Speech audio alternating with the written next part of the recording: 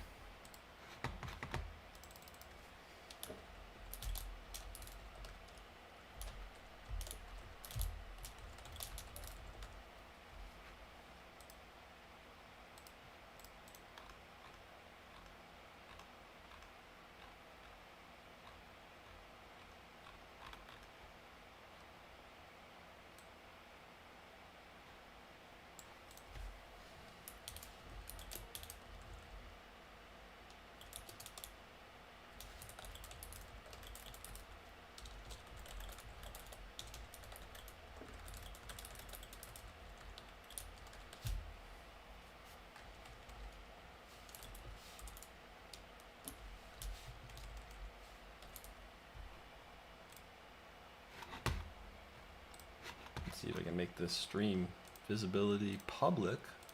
Might make this a little bit easier for folks to find.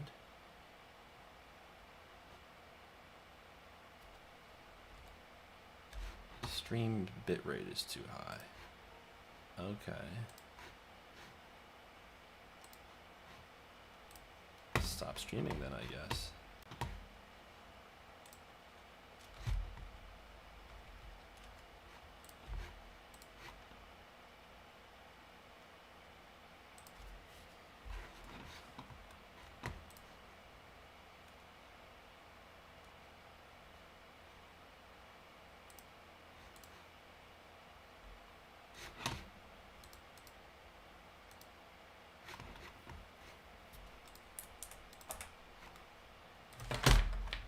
Oops.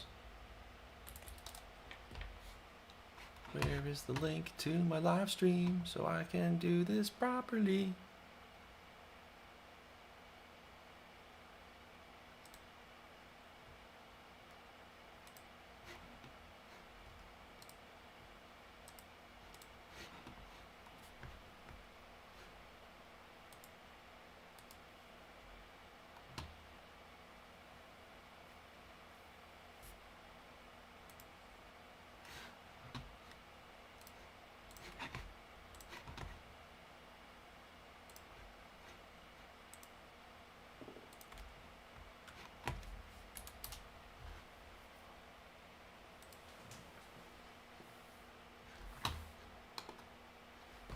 Get the rest of my stuff.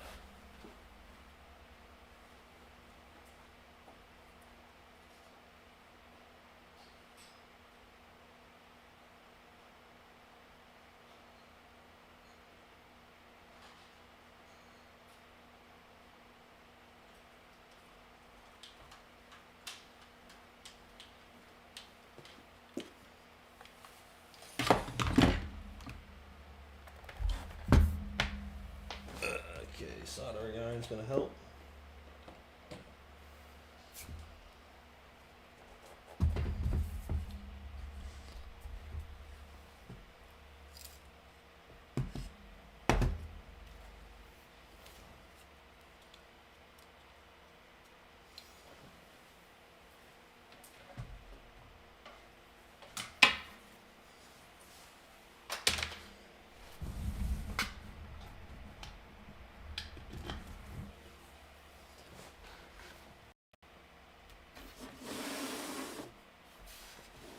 YouTube is not receiving enough video to maintain smoothness. Okay. Don't know if I can help you. Maybe.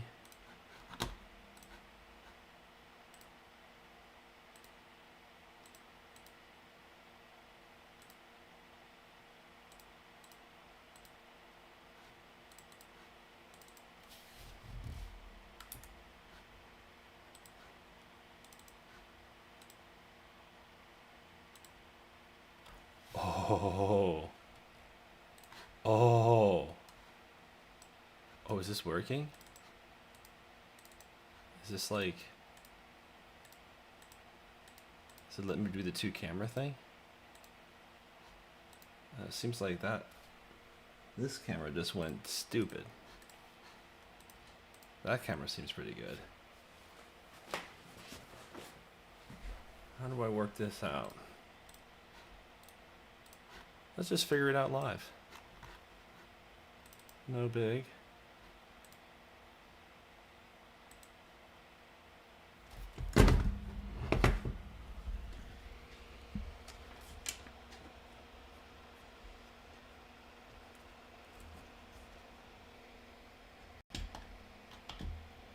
I love that it free framed right on that one.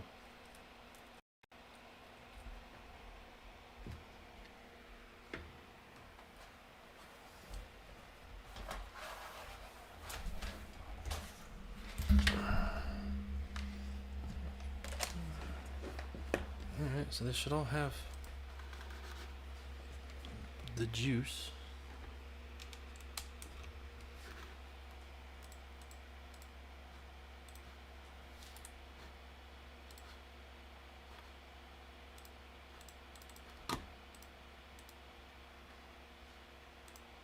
Alright, that's one.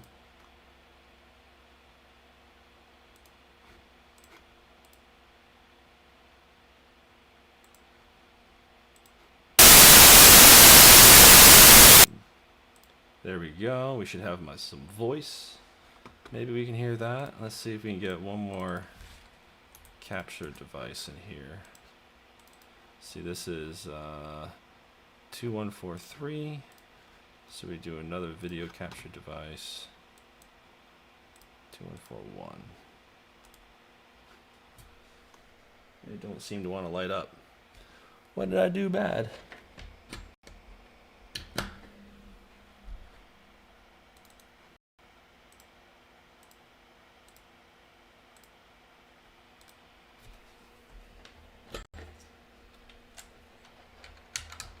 We will figure this out. I'm gonna spend more time playing with the stream than I am getting the drone working.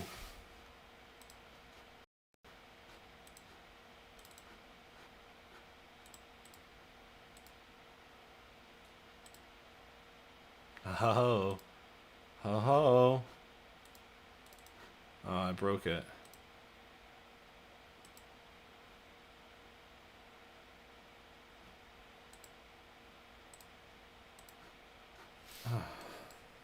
It's like one or the other. You can't get both. Also, the computer is running like total ass right now. Oh, and it's hotter than a mother. Holy shnikes.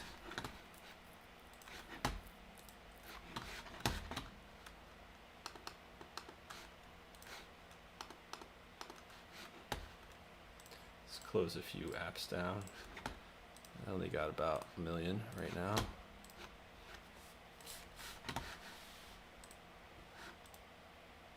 How'd you break it? Oh, okay. I'll just answer while doing this. I flew it into a tree. Yeah. Okay. So cool story. Can I do a screen share? Let me fix the camera thing. I really want to get that working right because I was trying to get the 2 camera thing going. But yeah, short answer is I was orbiting myself at night, getting some cool pictures, doing light painting. And I did another round where I shot this camera directly into a tree. And that kind of broke everything. So wait. I get rid of the 1 camera and this works. But then if I do another... So this is working. So I'm just going to full screen this guy.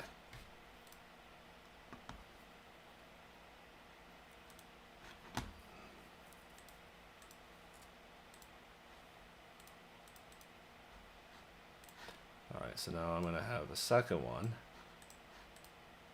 this one, and we're going to edit it to be the other camera, but it flips them both. That's so weird. Why would it do that? Why is it doing both? I don't want it to do both. I want it to do one or the other. Epic integrated. Yeah, it's just like it copies it. So weird. All right, well, whatever. We'll just do just the drone by itself, and we'll just fix the damn thing. We won't worry about picture-in-picture. Goodbye. All right, so here's the story. This is what's left. This is what remains of the drone. Who's calling me? Yeah, they can burn in a fire. Although it's going to distract the hell out of me. So yeah, we're all gutted here. What ended up happening is this motor wouldn't spin. I crashed it, and all the other motors were fine, but every time I'd fly, it would just get up in the air, flip over, and that was it. It would only get up like an inch off the ground and flip. And there was a time or two where I was able to get it to hover for a few seconds, and then this motor would just conk out, and we'd hit the deck. So I'm trying to like troubleshoot this because I need it working by tomorrow morning, really. So first thing I did is I grabbed a new motor and soldered that onto the ESC. Nothing. It didn't spin either. When it boots up, we hear the do-do-do-do-do, plays the little song, and I'm feeling the motors for the vibration that startup tone's going to make. And I'm feeling in all these, but I'm very faintly feeling on this one because I think these other ones are just vibrating the whole frame, and I'm picking up theirs. Well, I'm feeling theirs, but this one really, it just isn't doing anything. What finally sold me that I blew the ESC is when I connected into BO Heli Suite for the controller. It said it found ESC 1, 2, and 3, but it didn't find this one right here. So I'm saying that ESC is shot, so I was able to, fortunately, get my hands on a spare. So I'm going to run off to the other room real quick, go grab that one, and we are going to put that new ESC in, clean the schmoo out of this girl, this dirty girl here, and drop the new ESC in, wire it into the flight controller, test it out. I'll do a screen share so we can see what's going on here, and hopefully get this thing working so that by tomorrow morning this thing can shoot and I can take it off and get going. So let me go ahead and go grab that flight controller. I will be back in just a second.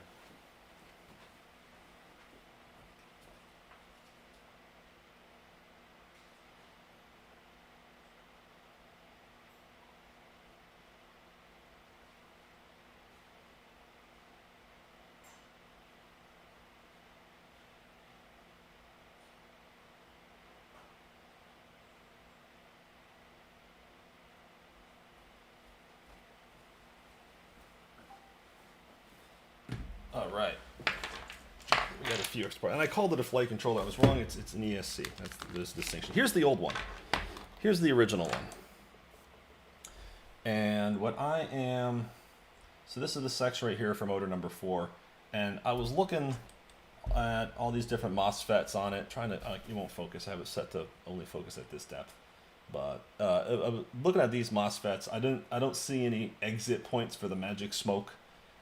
I didn't see anything obviously wrong with it other than it was just caked with dirt from being buried so many times in the ground at high speed. So, whatever. So I don't know what exactly is wrong with it. I couldn't spot anything. I'm not even 100% sure that's what the problem is. I don't even know. This might actually be perfectly good, but I just can't get that ESC to run. So we're setting that one aside, and we got a brand new one still in the bag.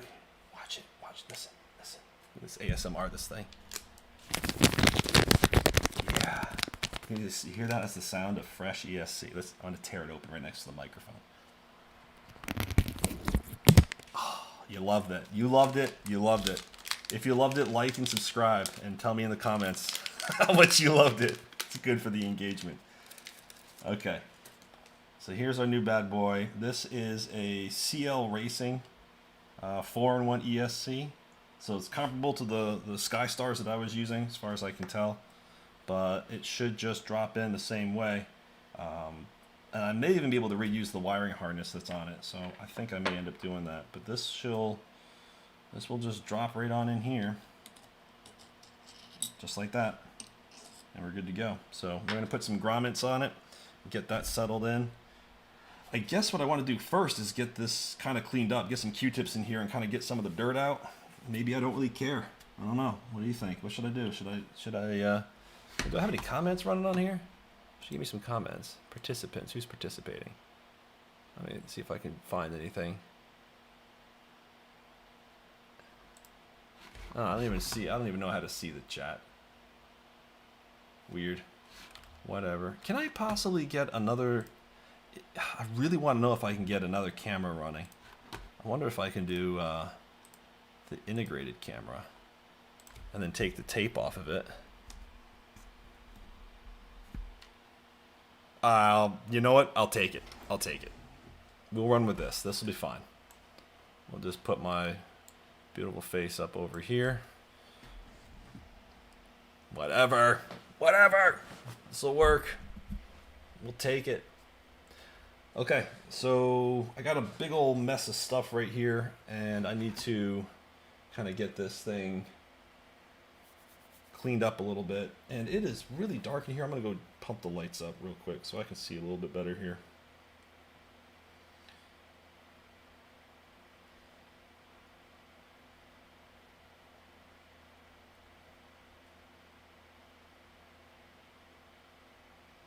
There we go. Oh yeah, baby.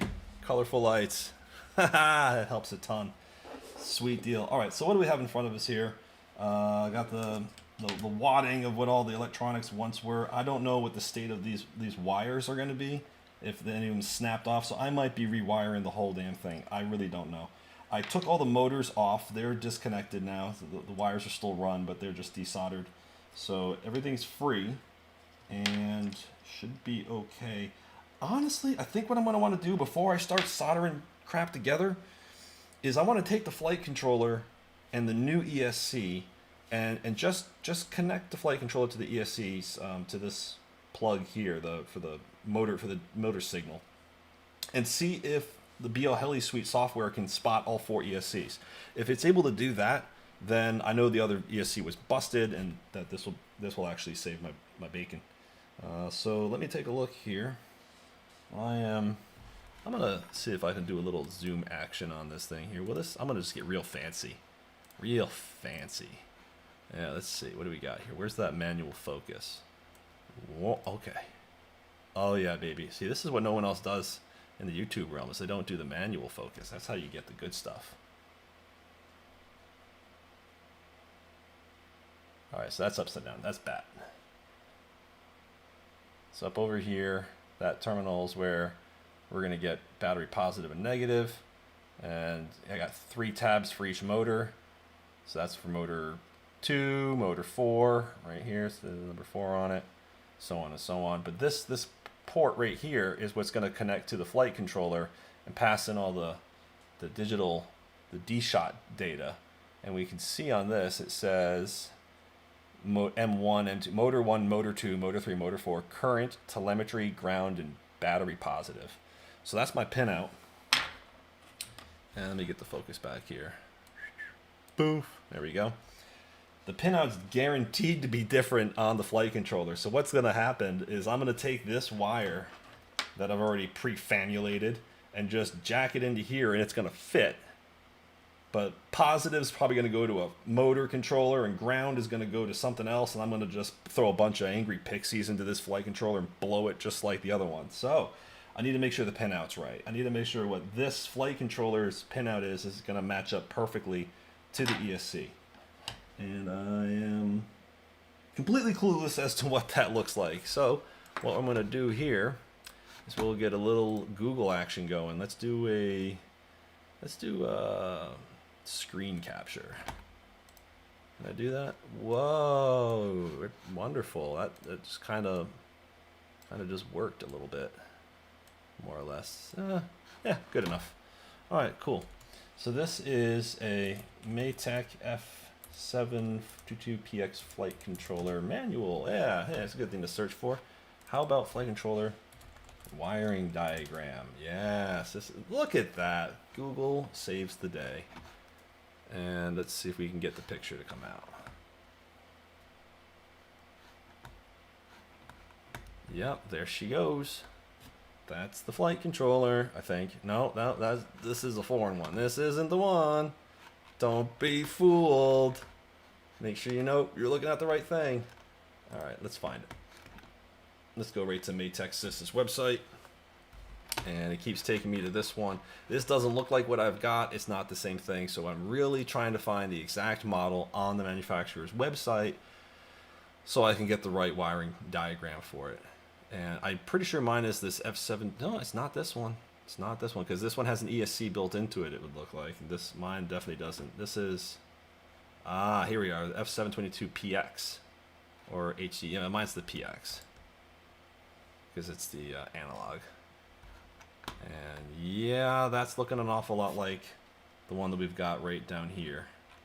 So, all right, very cool. Let's see if we have wiring. Hey, look at that. It's a breakout. Am I actually sharing this? Let me put this on the other screen here.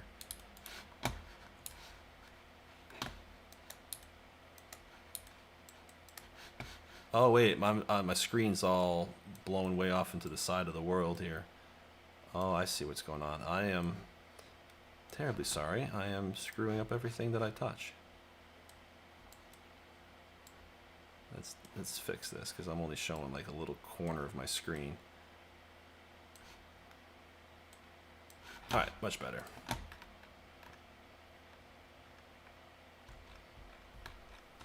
All right, cool. So here's our wiring diagram. VBAT, ground, 5 volt, that just gets unused. Current, S1, 2, 3, and 4. So S speed, I guess, M motor, I guess. So they're gonna kind of go to the same thing. So I'm looking at this thing's pin out here. Let me pause the screen capture. Burp. Oh, this is so cool. This is like kind of working, like with the screen and the cameras. Oh, I don't even know if the microphone's working. As far as I know, you guys aren't hearing a thing. I have no idea, and I don't even really know how to check. I see the little thing squint. Fuck it. All right, so we're looking at. Oh yeah, we got the focus thing we got to play with. Motor 1, motor 2, and so this thing is totally wired up differently, right? Mine goes motor 1, motor 2, 3, 4, current, telemetry, ground, and battery.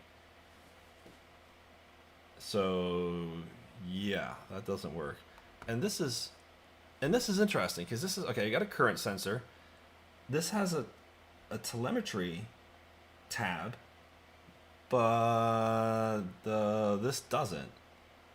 Oh, because I think that has to go into.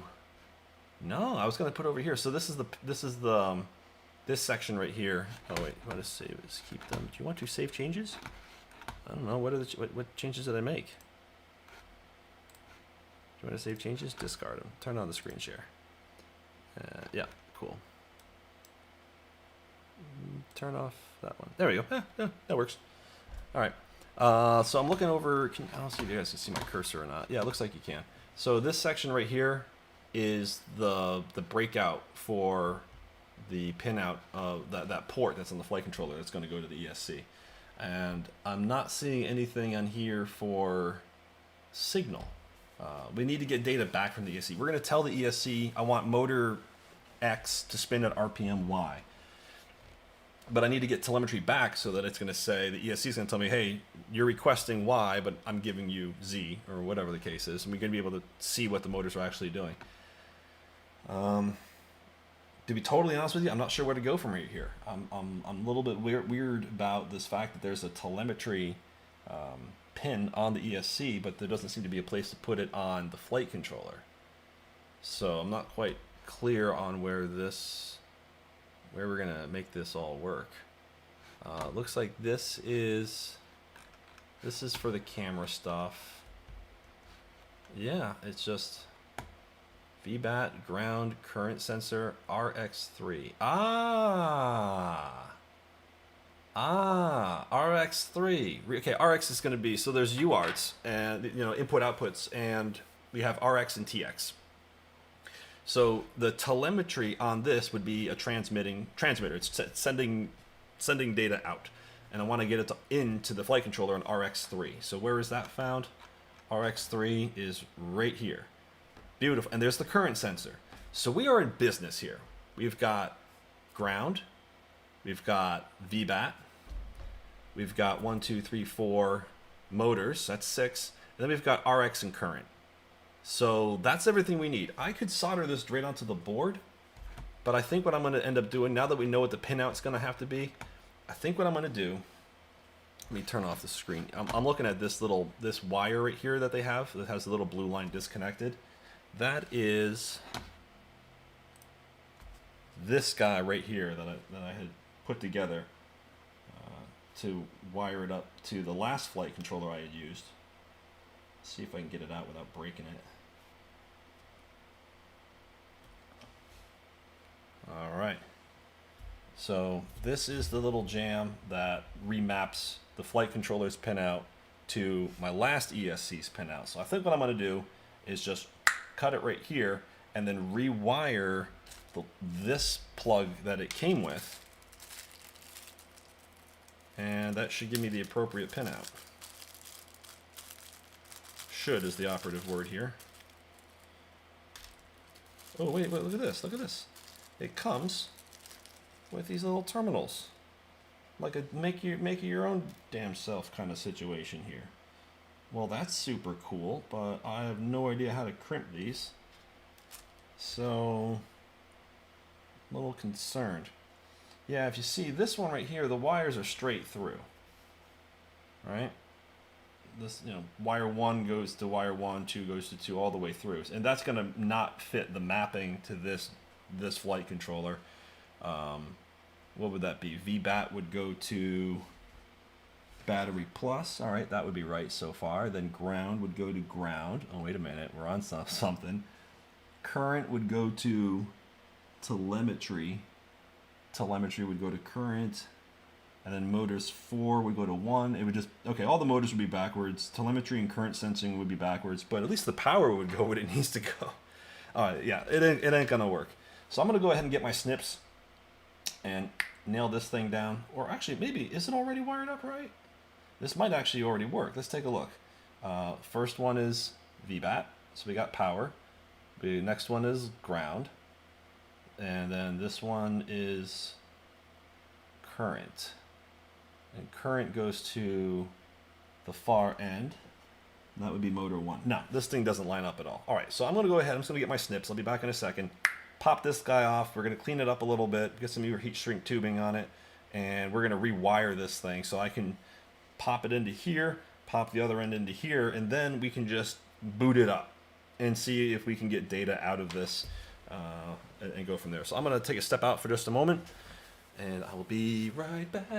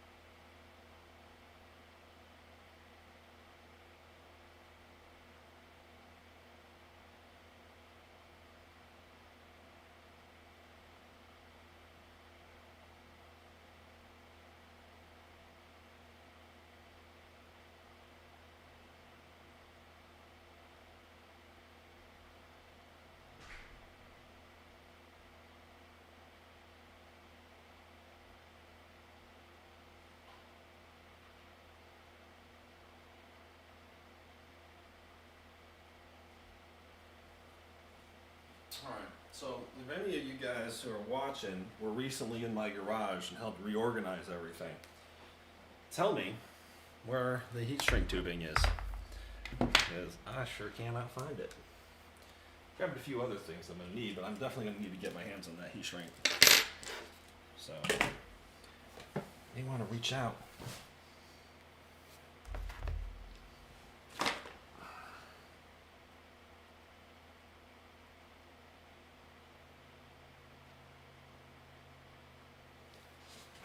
Alright, let's see here. No idea where that tubing is. I'm going to have to keep looking for it.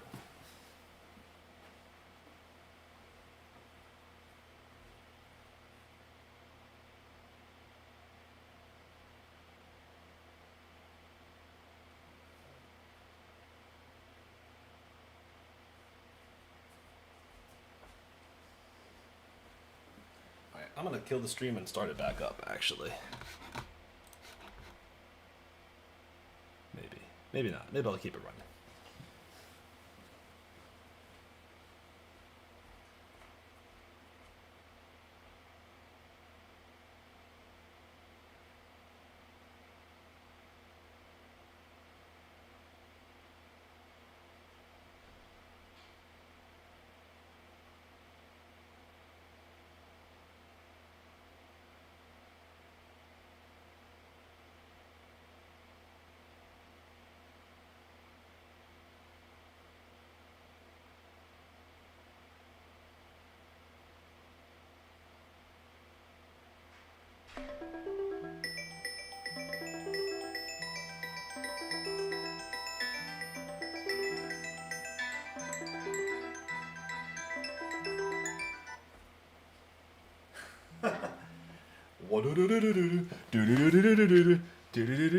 Found it.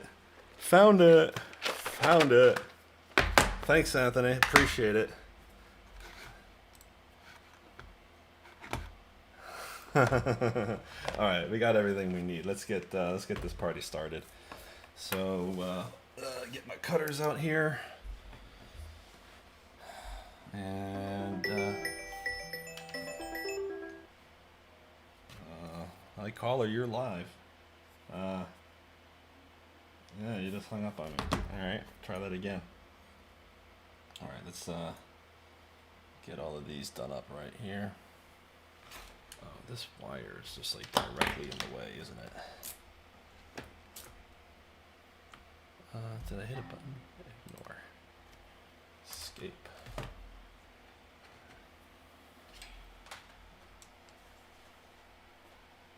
Yeah, something like that.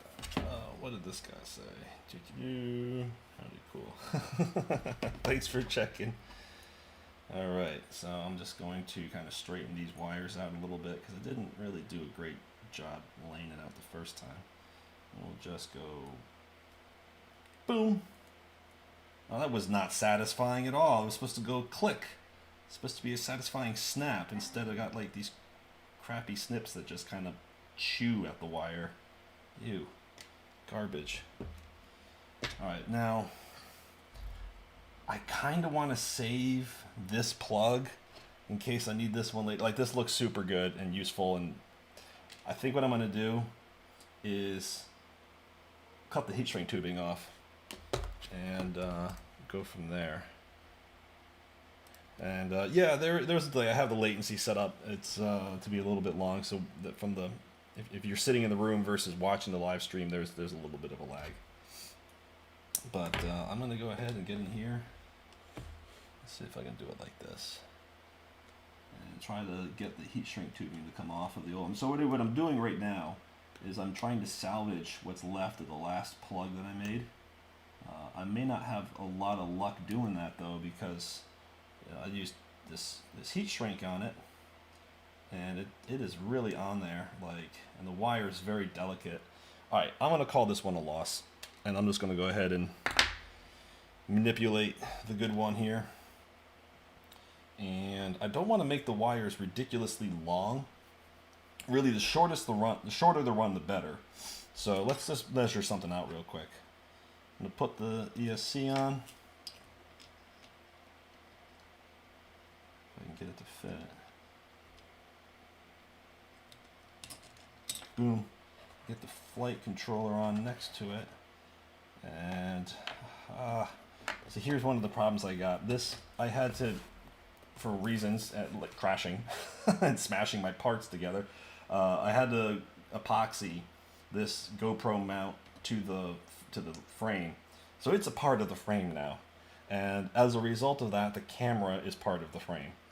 And the camera is also soldered to the flight controller. So if I want to move the flight controller around, I got to move like everything. It's all attached. It's kind of a pain in the butt. And it also looks like this is upside down. I would be amazed if this doesn't just break everything. All right, there we go. Okay, so immediately what I'm noticing here is this is the direction the flight controller has to face, because there's a little arrow right here indicating forward, or where the camera's got to go. And over here is where the port is for the plug. But on the ESC, it's over here on the front. So the wires are going to have to like go around. And I really don't like the idea of wires going over the circuitry right here, specifically because the gyro is, take my word for it, because this is just a fuster cluck of wires. There we go. A gyro's right in here. They're about, I think one of these is, I don't know which one it is, this guy I think. But if you have wires running over it, that noise is going to get picked up by the gyro and cause some issues. So I got to ask myself, how do I want to run this wire? And I'm thinking what I'll do is we'll put it right here, set it there like that, and let's plug this one in.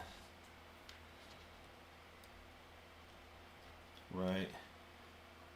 And then I guess if I just ran it around, like there's going to be a post right in here. Let me get my little marker. It's going to be a post right here that goes onto like these posts. And these posts are going to go up front over here. And I'm thinking I could just wrap it around the front. Yeah, that'll work.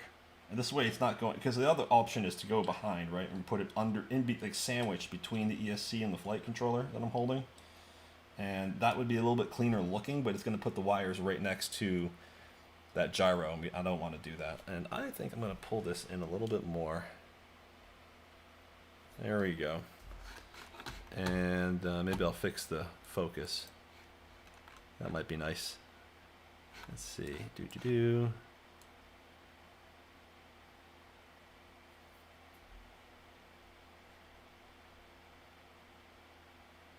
Yeah, it's about in focus. Right about there looks like the sweet spot. Good deal. All right, so what's next? Well, I guess what we're going to want to do is just go ahead and snip this wire and rewire it. I think I am going to use this connector though, just to get the, like the colors on this are not very consistent. They're all different. So it's like, I kind of like that all of these ones over here for motors and whatever. It doesn't really make any difference at all. All right. Where's that other piece? Let's just see how much wire do I get if I snip it off right here at the end.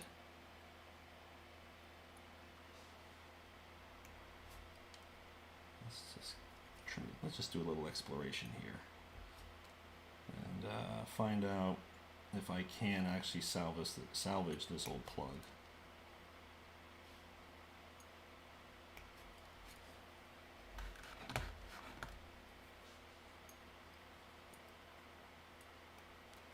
I don't know. Maybe we can do it. You know, is it worth salvaging it? You know, you got to figure. It's because you got used to it. You spent a lot of time with it. Doesn't necessarily make it right. Might not be what you need. All right, let's see if these things will just slide off. That's a definite no. They are on it. They are toit. All right. Let's see if we can get a little bit more inventive with this here. Can I slide that shrink wrap out, or am I just going to rip the wire? All right, here's the little piece of tube there. All right, well, we're making some progress here. We pulled the shrink wrap off, and look at that, I ripped it right out of the plug. All right, so this whole thing is shot now. I completely ruined it. Cool. Glad we wasted all that time. Right into the garbage can. Okay, well, moving forward, let's trim this bad boy down. Like I said, I didn't want it to be a mile long, so I think what I'm going to do is trim it down about 2 centimeters or so, maybe 2.4, because America, freedom. Yeah. All right, cool. This looks decent. We'll just snip it. Measure once, cut twice, right? That's how they teach us how to do it. Yeah, whatever. Just run with it, you know. Because worst case, what you want is to break the one and only backup that you have. All right, let's just get into it. All right, so wires cut. Now, what we're gonna do is the pin out on the flight controller and the pin out on the ESC needs to be mapped correctly, and we're gonna do it one by one, soldering all these up in the right order. That's what we're up to. So I'm gonna go ahead and pull up that website. Boom. All right, cool stuff. And let's take a look here. So I'm looking at the plug right now on the flight controller, and it's because it has the schematic written right, it has the pin out written right on it, motor 1, motor 2. So I'm just gonna plug in an end just to get things kind of lined up. All right, cool. So now I'm gonna make a little note here.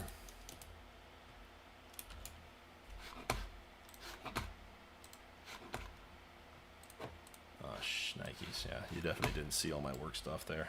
Pretend that didn't even happen. All right, move you out the way. All right, cool. So, motor 1 is white. Motor 2 is brown. Motor 3 is green. Wait, what? Am I getting into like chartreuse now? Sky blue, kind of more of a fuchsia.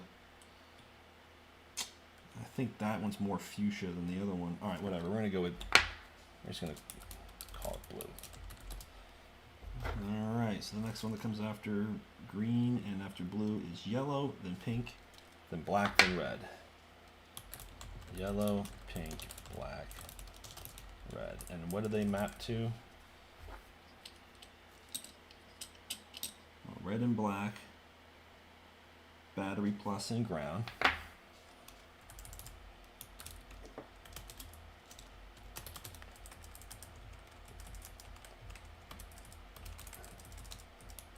Ground is black. And what is the next one? It should be telemetry and current.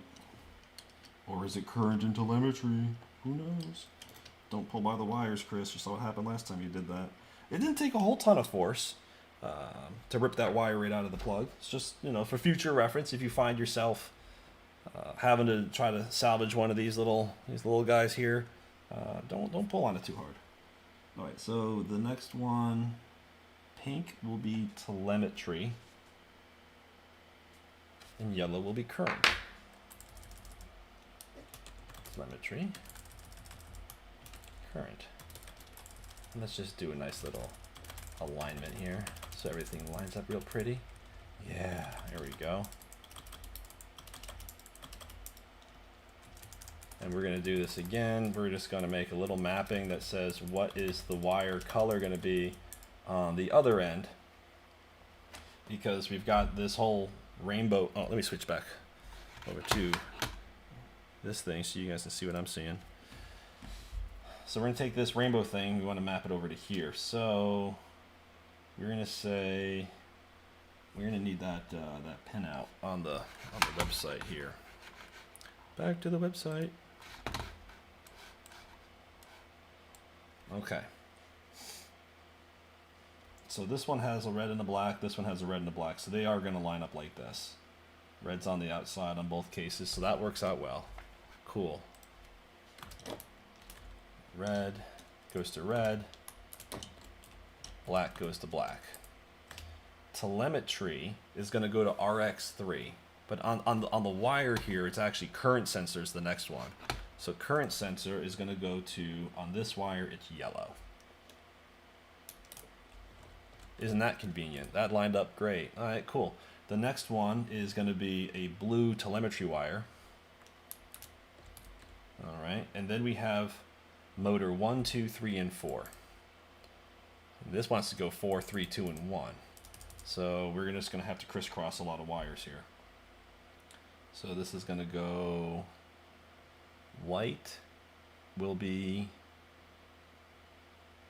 motor 1, which will be the next wire. So this will be, well, these will all go 3, 4. These are all going to be white because I have 4 white wires here, so there's really no need to worry about that. So really what's going to happen is I'm going to take these 4 white motor wires, if we were going to call it that, and map it to these things down here in reverse. And that, well, not reverse, it's ultimately going to be what's correct. It's going to be in straight, the right direction, whatever you want to call it. So let's get over here and start cutting some wires up. So what I'm going to do here is I want to make Western Union splices out of this, and I think that's going to probably give me the best joint on here. I'm just going to need a little bit of extra wire to make that work. So I'm going to have to take off about, I'm going to say about this much. You know what we're going to do? I'll tell you what we're going to do. We're going to do a test. I got a spool of wire over here. I'm going to take this guy. All right. This is about the same gauge wire. This is actually a little bit thinner. Do I have something a little bit thicker? This is, yeah, it'll be fine. Yeah, it'll be fine. All right, so what I'm going to do is take off what I said was about the right amount. I don't have like real wire strippers that can work on this gauge wire. I think this is, what is this, 30 gauge, 28, something like that. It's pretty thin. So what I do is I just kind of scrape at it with the razor blade and try to peel it off with my fingernail. I could try it with the snips, but I think what's going to happen is I'll just rip the wire off with the jacket. No, that worked out okay. Anyway, I got it just a little bit started. You can kind of see the little notch right there, and then I can just slide the insulation off the rest of the way without screwing it all up. So, shoot, let's try it with the snips. Did that work? Pull about a centimeter off. Trying. Now, I'm putting a lot of pressure on it. I don't want to snap the wire underneath it. So I'm going to score it with the razor blade. And let's see if that helps with this. There we go. Cool. Give it a little twisty twist. What I'm being mindful of is that I don't want to have any strands getting snapped off down here. I don't want to have, you know, if there are 10 strands in here, having 2 or 3 broken off, there's 20 or 30% of the current that's not going to get through anymore. So if I have any broken strands, I cut it and do it again. Do it right.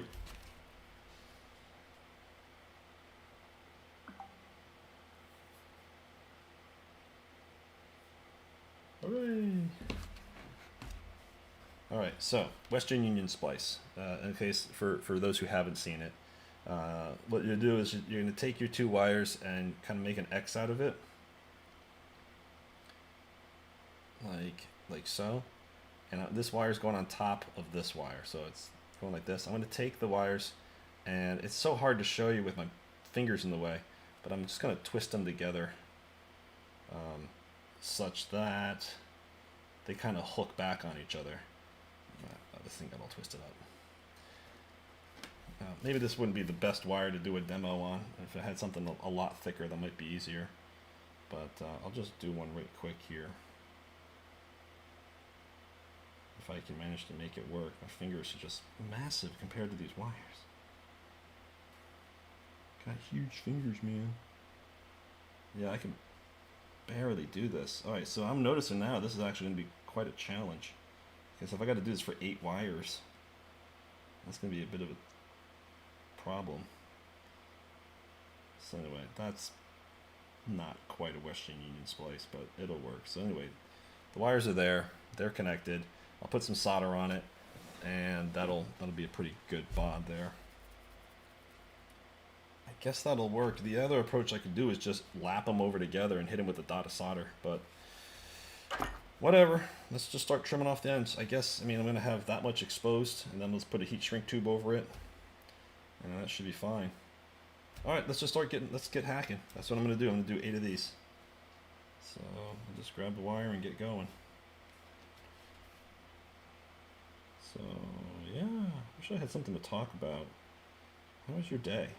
What did you do today? I worked a bit. Tried not to think about the drone too much because I was honestly a little bit bummed out. A little bit bummed out that I...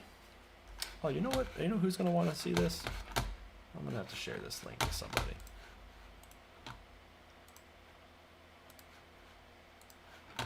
There we go. Much better. No, the day was good, but I was honestly a little bit bummed out that I had dorked up the drone right before I was going to take it on this trip. And, you know, I was looking forward to getting some cool video and stuff. But I'm glad it worked out. I'm glad I was able to get a hold of somebody. I just put a plea out on Facebook, the local FPV group. I was like, yo, lost my ESC, help me. And somebody happened to have one. They were converting all of their hardware over to 20 by 20 stacks. Mine's 30 by 30 millimeter. Right? So he bought this ESC as a backup, and it wouldn't fit anything that he was flying. So he was like, I got no use for it. So he happily took my money, and it was great. I happily took his ESC. All right, we got 2 down. That's not too bad. That's not too bad. We're making progress. We're getting somewhere. Once I get this thing all chopped up, and then we do the same thing here, we're going to cut all these 8 down to size, and we're going to splice them all together. So we're going to make 16 cuts and 8 joints. Sounds like a real party. And then we'll be able to hook the ESC into the flight controller, stick a battery on it, and see if it's good. If it is, then I'm just going to keep the wiring harness just as is. Normally I'd be more of a fan of soldering from these pads on the flight controller. These map directly to the plug that's down underneath it. I would solder from these pins to these pins, and that would give me a great connection. I wouldn't have too much trouble with it, but I've already done this. If I've already made this adapter, I'm just going to use it until this breaks. Then I'll have a backup and I'll solder right onto the board. But I don't know. What's your stance on it? What do you think? Would you rather do? In my situation, would you prefer to do it this way, where you have to do this fiddly harness, or would you rather just solder right onto the board? You know, what would you do? I would like to just solder right onto the board. My only concern is that if it doesn't work, well, I guess we're still up a creek, right? It doesn't make much of a difference. Maybe I'm making more work for myself. What do you think? Maybe that's what's happening. Maybe I'm just making more work for myself. I don't know. We'll see. We're getting somewhere. So I'm just going to trim this down just a little bit more. There we go. This isn't taking too long. This is actually coming by pretty quick. I'm not too upset about that. So we got 6 wires done. I just got the ground and the VBAT to go. And then we'll cut the receiving end of all this. Repeat the process. Yeah, this is so much easier. I can just score it with the razor blade and peel it off with my thumbnail. The insulation is just so thin on this stuff. It really doesn't take a whole lot of... Yeah, that just comes right off. That's great. Cool. All right, this guy's done. And if you notice what I'm doing is I'm twisting these wires so they don't fray and get all over the place. It makes soldering a real pain in the neck if the wires are all frayed up. So these are all done. And then we'll do the same thing down here. And let's get going.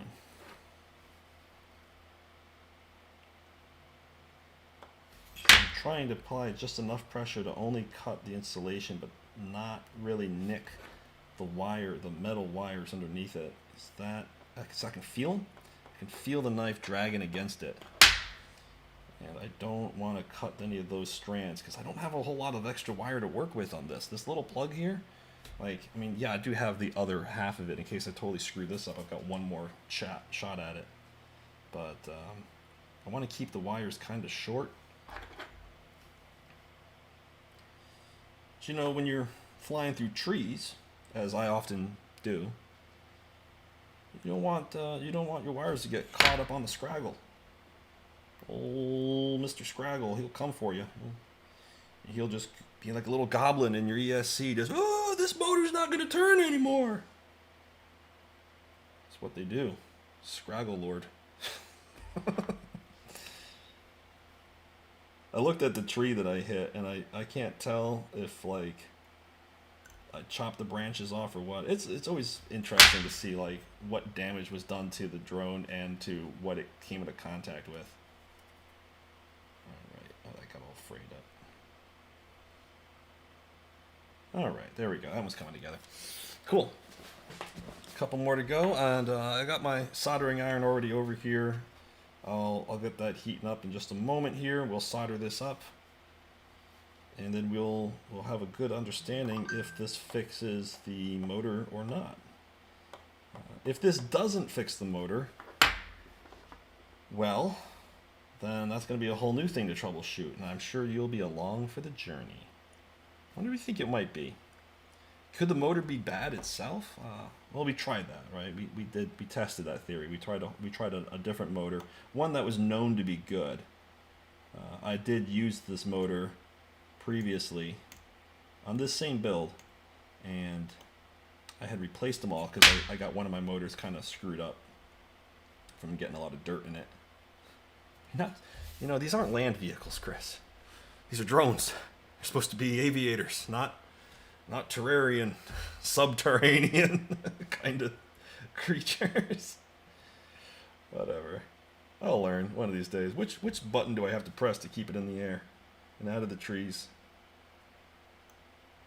There we go. I'm not really cutting that quite well. Oh, I almost jabbed myself in the finger. Did you see that? That's safety first here. Just throwing razor blades around, and he doesn't care. He just wants to get flying again. He doesn't care. 2 more to go. VBAT, our red one, and ground, our black one. Alright, I think that's scored pretty good. Yep. Give it a twist, twist-a-roo. 1 more to go.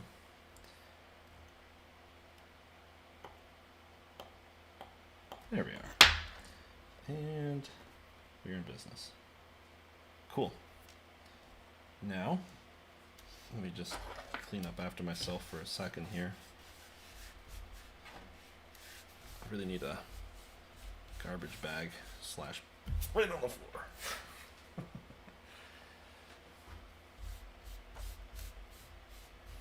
Come on, get in my hand. Get over here. Go to your new home. There you go. Get all this junk out the way here.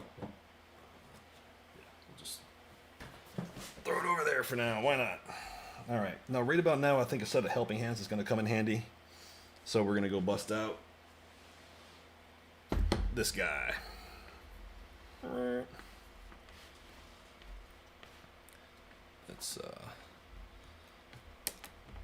Let's get one of these things lined up. So what I'm going to do is get my wires vaguely lined up with this little apparatus just to hold things together for me. There we go. Let me get you some focus here, because that looks like that's going to... Yeah, that is way out of focus. That's expected. Can't have it all. Yeah. Yeah, something like that. That's good enough. That's good enough. Share, add stream number, create stream highlights. How do I see? I'm trying to look at the stream. I can't see if there's any chats or anything going on. Whatever. I don't know. Anyway, let's start with the easy ones. We'll go red to red. So I'm going to take all these other wires and just kind of bend them down for right now. Maybe if I can be smart, take one of these other helping hands. And I really like that these ones come pre-wrapped and with what looks like some kind of rubber or electrical tape or something,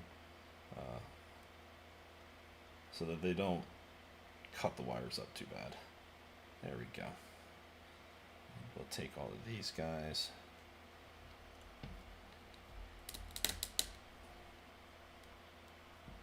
Just try to stuff them back and hold them behind.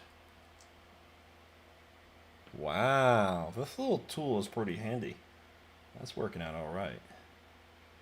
All right, let's see if I can use my old man eyes to figure out how to splice this together. There we go. Hey, that's looking all right. So I'm wrapping one around the next, so it's kind of like doing one of these. I've got a wire and a, bring it back, here we go. Wire and a wire, and I'm kind of wrapping it like this, wrapping it like that, so that they are not going to want to come apart. And just give it a few more twists, right? They would wrap around the finger, around each other. So they wrap around and around and around. And the juices are flowing. The protons, no, the electrons, there we are. Protons aren't doing much, but the electrons, they're dancing. They're happy. Okay, cool. So we got a little guy right there. Let's get some soldering action going. Let's heat this bad boy up.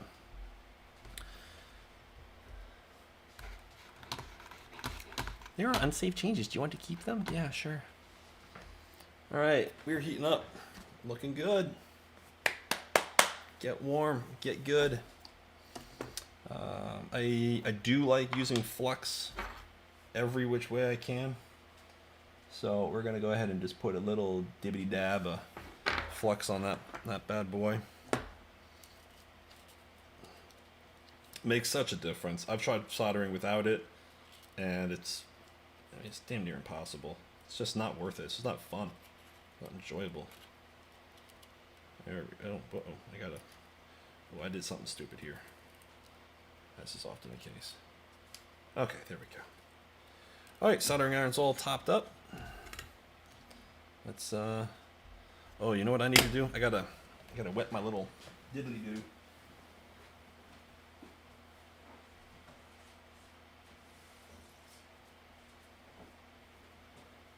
Yeah. Wet my little sponge. All right, let's clean that guy off. Get it good. All right, so I'm gonna get a little solder on the tip here, and I'm gonna apply the heat underneath the wire, kind of lifting it up into the, like putting some tension on it, scooping it underneath, pulling it taut, and then applying the solder on the top, so the solder will be pulled down by gravity and capillary action, and the heat's rising up through the bottom. I'm not gonna come everything from the top, come from underneath, hook it up, apply the solder, remove the solder, and we're done. That was easy. Now, what did I forget to do?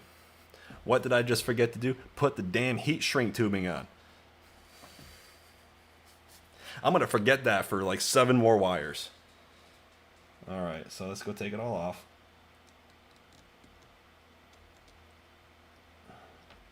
Now, here's the thing. That Western Union splice is mechanically strong enough that even though the solder is wet, there, it didn't want to come apart. That's kind of what you want, right? You want it so that even if you don't have solder on it, it still doesn't really want to come apart and you can work with it. And that joint does a really good job of that. All right, so I'm grabbing a little bit of heat shrink tubing, and I'm going to cut it down to about half of the length that it comes in. Comes at 40 millimeter lengths, and I don't really need it that long. And let's see if I can slide that over the end of here. Yeah. You got to be mindful though that the solder is still a little warm. You don't want to put it on and then have the shrink wrap like activate and just get stuck on it, as it appears to be doing. All right, no, it didn't. Okay, we're good. All right, got this guy It's on there. Make sure if you're going to do this, slide it all as far away, reasonably speaking, as far away from the heat this as you're going to get, because you're going to heat this up. The heat will travel up the wire and then activate the heat shrink tubing. And then you're going to have to take your joint apart and do what I just did. Do it again. Do it again. Do it right the first time. Do it right the third time. Alright, so we got a little soldering on this, so the wire's a little bit firmer. It's actually a little bit easier to work with. Alright, so that looks pretty decent. Let's get some heat on this. Let's get some flux on it. So we already burnt off the other stuff. So we'll put a little dab on there. Oh, that's more than a little dab. Yeah, that's good. Get a little dab on there, dabbly-doo. Put some heat on it. Hang on, we got some leftover shmoo on there.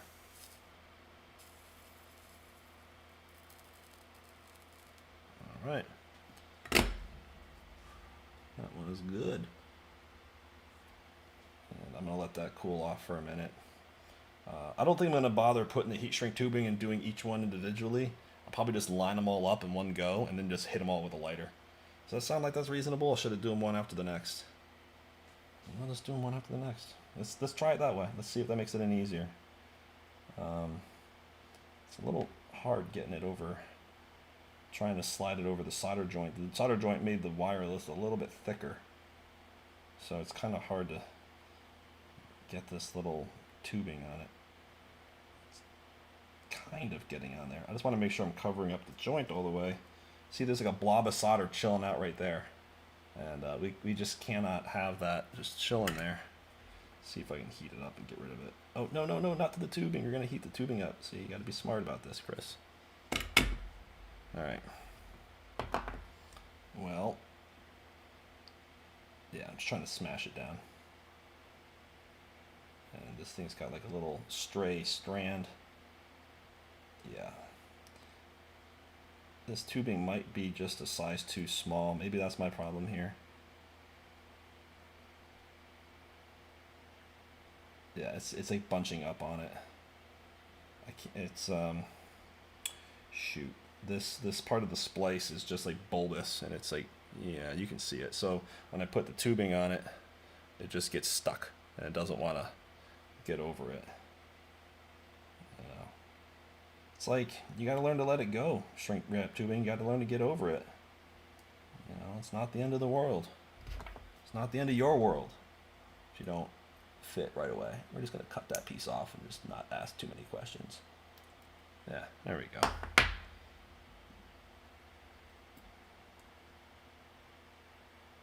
Come on, get over it.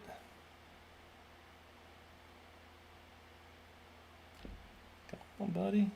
You can do it. You can do it. No, you can't. Guess we're taking it apart again and using a slightly bigger one. My only concern though is that the slightly bigger one is twice the size and might not really grab onto the wire. So, well, maybe we'll just try to squeeze it down a little bit more.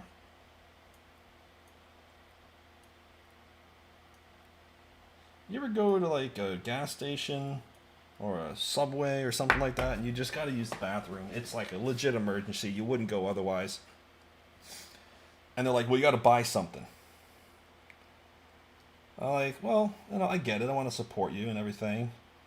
But, like, maybe that person's going to, like, you know, have a serious biological effluence any minute now. Do you want to be responsible for that? Like, really, is that the hill you want to die on? You know, like, buy a foot long, or you cannot poop. Like, I'm gonna poop. I don't know where that comes from. It's just silly. So, you know, you go in there, you buy a cookie or something. It's just a thing. This does not want to slide over very much. It is just hauled up on it. Come on over, baby. Okay, we got to make sure we don't make that mistake twice. It's just hung up on this one little tiny lip that's left. Just won't get over it. Alright, I'm going to go get a pair of pliers real quick just so I can like crush it in there and just shrink that thing down. Or maybe I should try pulling a little bit of the solder away from it. Let's see, maybe that helps. It was kind of smooth it out a little bit. Yeah, it still has that little bit of a burr up top.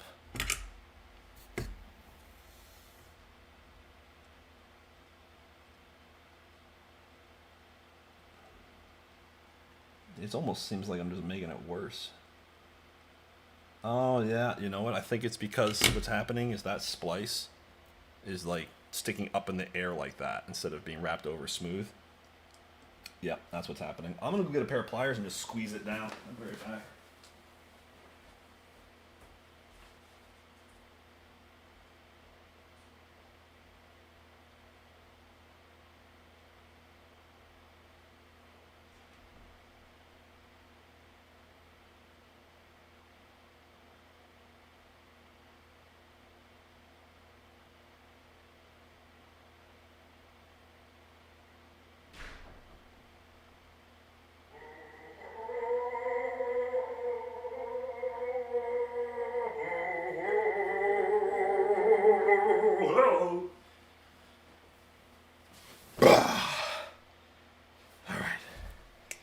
Come here.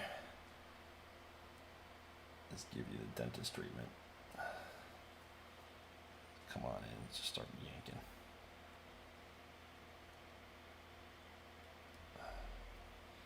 I don't know if that made any difference.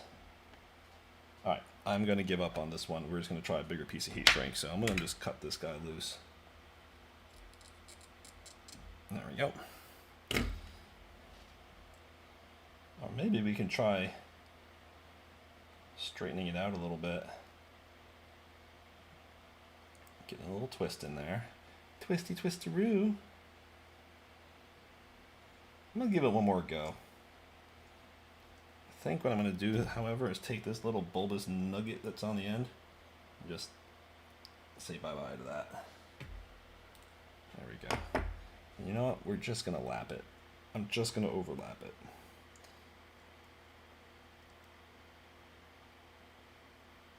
There. See, like it's got...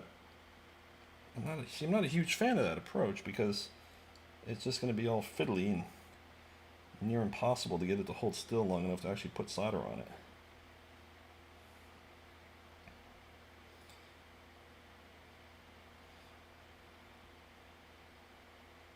There we go. No, that's not really working. Trying to just get these things to overlap just enough. Come on. I'm relying on the helping hands here, so I'm just giving it like little nudges here and there until it kind of lines up. There we go. And I think that might do it. Let's put some solder on this guy. No flux given.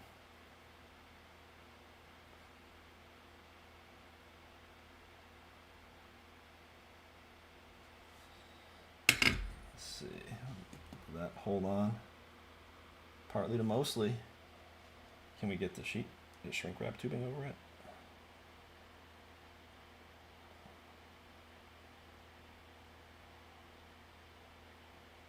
No, it's not even going over the first bump now. Wow, this is going to be a nightmare because I just got to do this like 7 more times to test to see if this even works in the first place. Yeah. Oh wait, oh wait, oh yeah baby, oh yeah, there we go, we got that one in. About time, let's lock it in, let's lock in the freshness.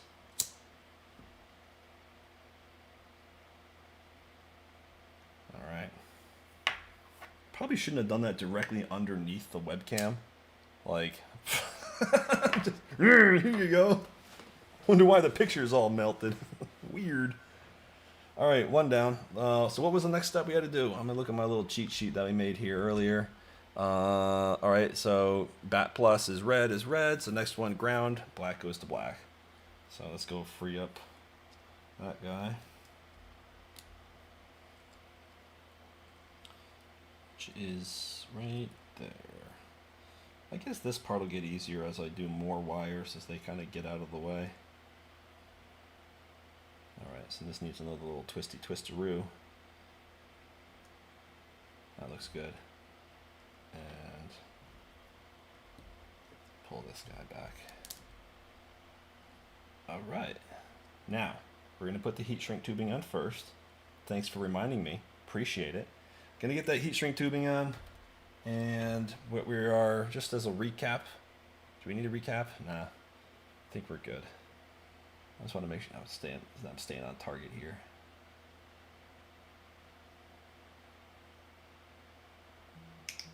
All right, there we go. And we're going to do our little Westinghouse splice. We're going to try that again because we didn't learn the first time. But, you know, that's part of life, is just repeated painful experiences. We call them growing moments. Growing is a painful process. Ask any child who's done it. Their legs are sore, their mind is worn, or just growing up. Growing in general is a painful process. But it's what separates you from the younger you, right? So yeah, it hurts. But do it anyway.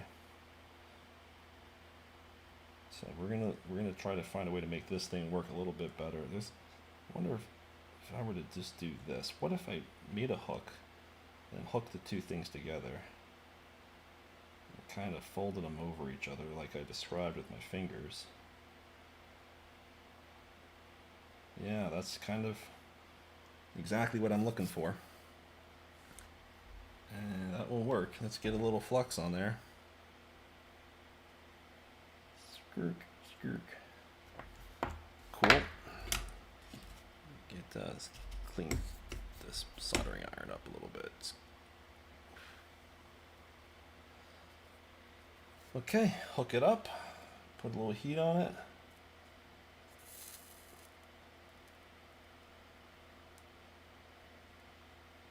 There we go. All right, that's number 2. Let that cool down for just a couple billion nanoseconds, and then we'll slide the heat shrink over it, and that'll be 2 down. 6 more to go. We're going to get the telemetry, we're going to get the current, and the 4 motors. Once that's done, this wiring harness will be set. We can hook the flight controller into the ESC, and then just hook it into BL-Heli 32, the BL-Heli suite, the software, and see if we can spot all the motors on it, or spot all the ESCs, rather. So let's see if we can get this tubing over. Hey, that went by a lot easier than the last one did. Hey, we made, that was good. That was good. It made me happy. All right, let me move the camera back this time.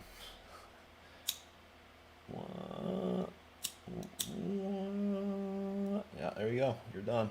2 down. Next one is going to be pink goes to blue. So pink goes to blue. So we're going to get that heat shrink on there.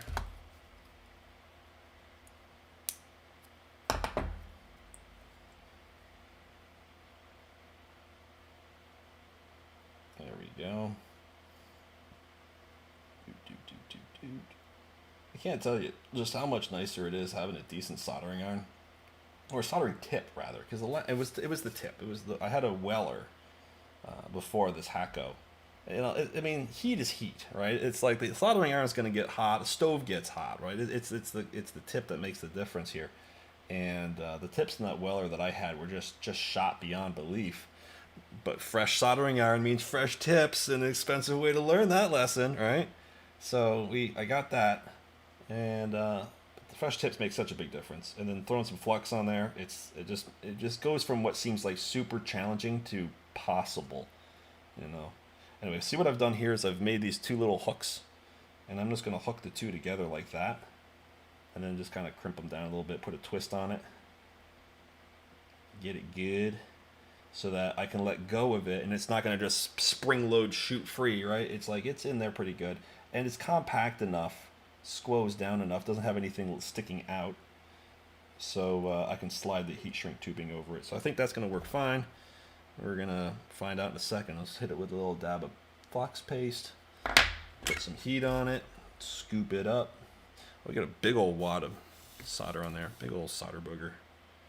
Heat this guy up. There we go.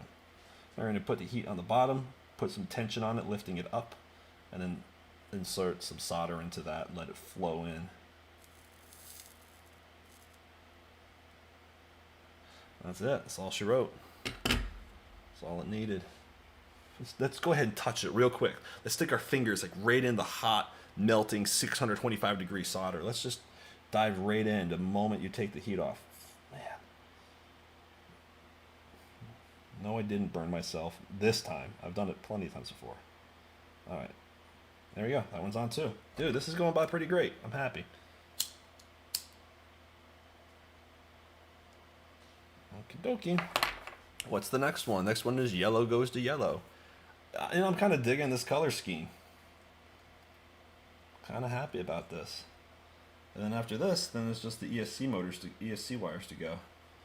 So that's cool. We are almost halfway there. All right, so we're gonna do that same trick we did last time. I'm gonna make a little hook. Make another little hook over here. And you know, it's like if you're dealing with normal wires, you know, like you're working with residential, right? Commercial, something like that. Like you don't have to have these tiny fiddly little things. But because we're dealing with something that's got to be lightweight, it's got to be, you know, more solder than wire. You just got to get all fiddly with it.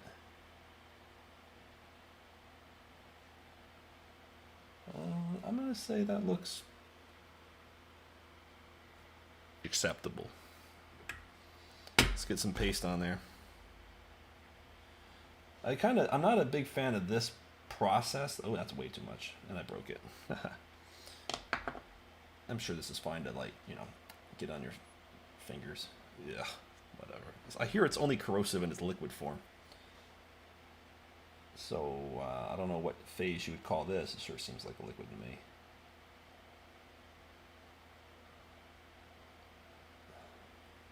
I don't feel it dissolving my fingers. Trying to unwind this little hook thing that I made because it just came right apart. Came right apart. So we're just going to try it one more time. Well, no, we're going to try it over and over and over again until it works. I mean, because like that's the bottom line here is this thing, it's got to work. I got to get this thing up in the air like pronto. My girlfriend asked, she said, how long is it going to take for you to put this together, do you think? You know, just trying to figure out if she's going to see me again tonight. I was like, 2 hours. Sure. Something like that. I don't know. I'm hoping 2 hours. How long have we been at this so far? I don't know how long I've been recording for. I don't know how long to tell. Looks like I started at 7 or so. And it's 8. 30. Oh, God. Well, so much for 2 hours. Anyway, I'm trying to get a little diddly bit of flux on here. There we go. And the flux, for if you don't know, the reason why you use it is it changes the surface tension of the solder. Makes it flow easier. It's like trying to flow oil versus water or alcohol or something like that. It's going to be thinner. And this just thins out the solder.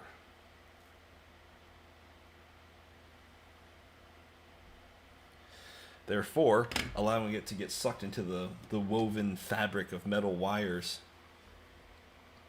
And it allows it to get sucked up.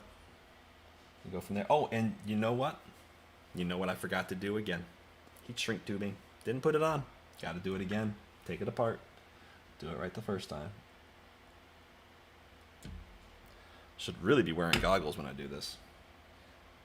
I'm just engaging my safety squints. It's kind of just like, oh God, don't fling a hot glob of solder right into my pupil. That's what I want to do. Is I want to try to fly FPV with an eye patch. Oh, dude, that'd be awesome. First off, it would be an excuse for being like a crap FPV pilot, and then, and second, it would look pretty cool. All right, let's get this other piece of heat shrink on there.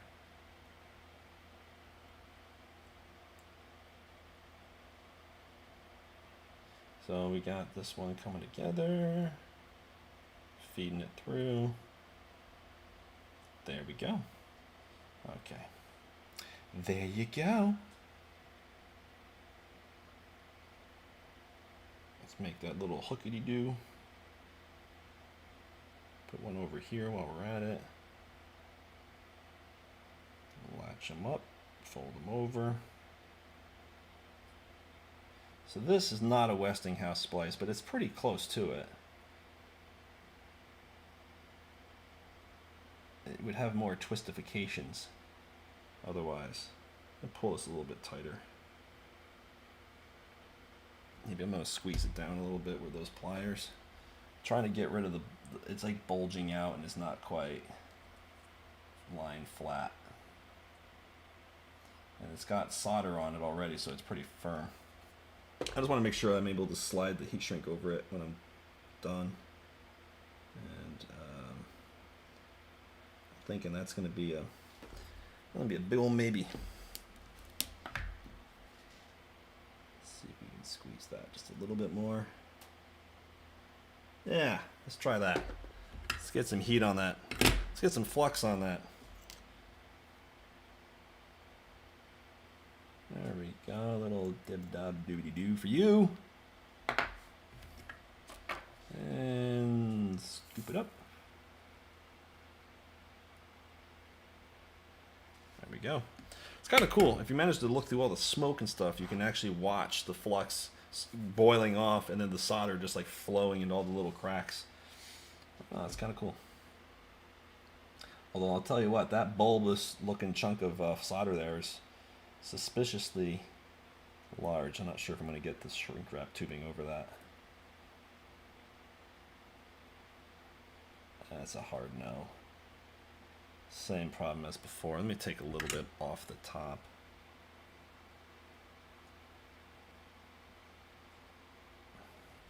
I'm going to use some of this deep soldering braid. Suck a little bit off of this.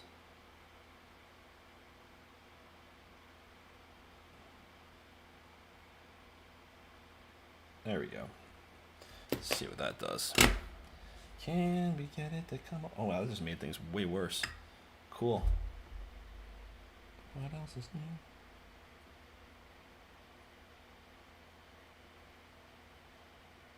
Alright, so what I'm going to do is it's like bubbling, it's like sticking up and it's making little stalactites and stuff. Again, surface tension. So I am going to just put a little more flux on it, reheat it, and see if that helps let it flow.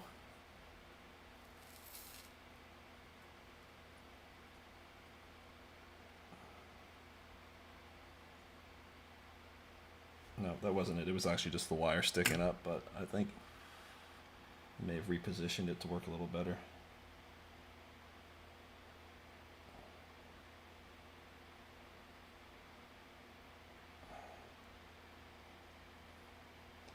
Trying to get it to just squeeze over the top. It just doesn't really want to fit. Come on, there we go. It's thinking about it. It's thinking now. Can we, what do we do? How do we get that big old chunk of solder to be a bit smaller? Squeeze it. Let's see if that helps. I think also what may have happened is I got too much heat on the shrink wrap tubing here. So I'm going to try to cut some of that down.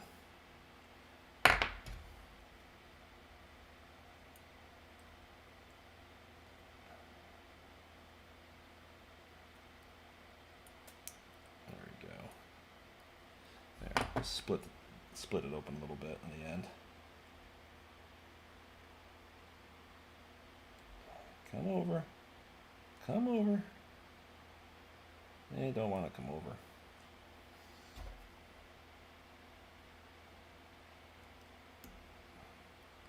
I'm taking a knife and I'm kind of sliding it down the inside of the heat shrink. I think what might have happened is the end of the heat shrink got a little bit too close to the hot solder and I started to shrink, making it just a little bit too tight. So I just cut that part off and working a bit better now, I think. Is it going all the way over? No, it's just got that big old blob right there. It just doesn't want to go.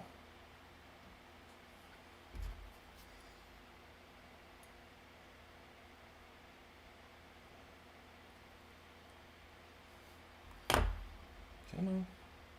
Get in there.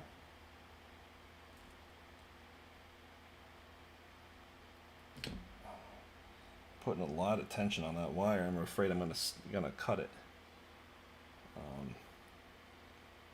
I guess I'm just gonna have to take it apart and do it again and again and again until I get it right. We were doing good. We had a decent run for a little while there. Let's see if I can just smooth this solder joint out.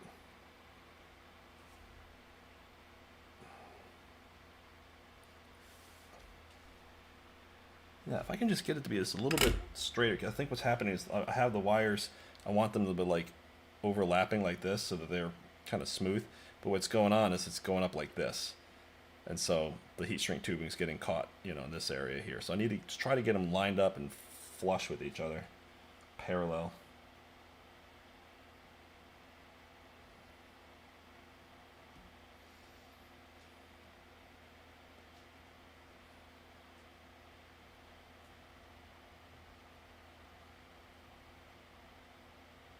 I think that might have just done it. Yeah. Oh, and now it's coming off the other side. Shoot. I don't really want to have exposed wire. Okay. Oh, I think this piece of heat shrink tube is just too small now. All right, that is like almost exactly the right size. So we're just going to lock it in.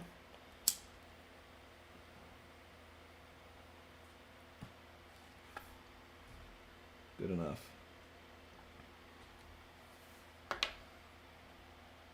Yeah, what do you think? A couple of exposed wires is probably pretty good for a drone, right?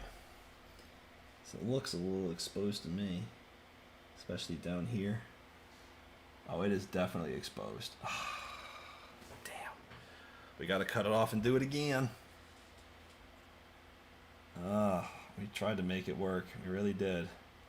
But now we've gone into full fiddly territory because this has been heated up. And yeah. I'm going to have to just burn it off or something.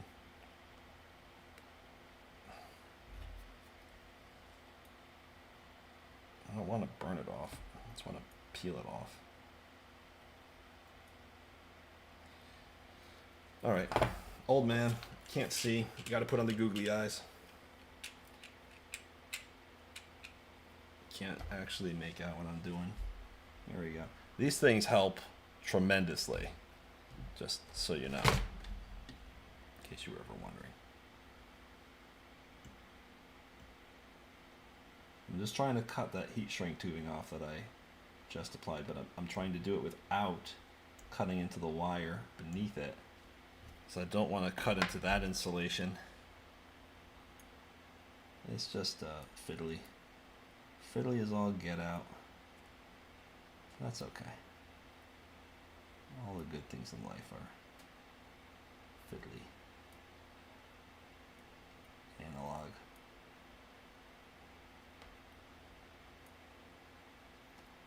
Alright, so I'm very slowly eating away at this piece of heat shrink tubing and also trying to not slice my fingertips open with a razor blade. You ever do that? You ever just run a razor blade right over your finger? It sounds terrible, and you know what? It probably is because it is. And you're likely gonna get to watch it. This YouTube video is gonna take a dark turn in a minute.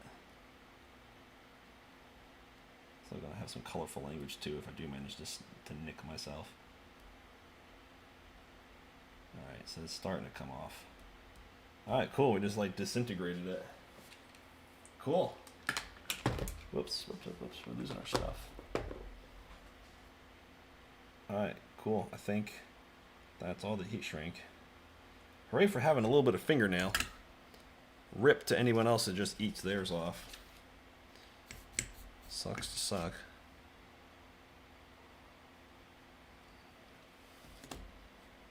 Let's turn this light off here. And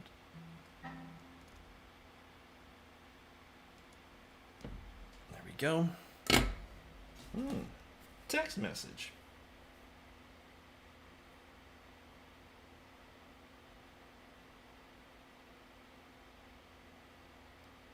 Take the new heat shrink. Try to cut it in half so you don't need to resolder. I'm not following you, but I do cut it in half because it starts off a little bit longer than an inch long, which is just too much. But yeah, because they come off this long, and I cut them down to about half the length, so that I've got two. I'm not wasting a whole bunch of it.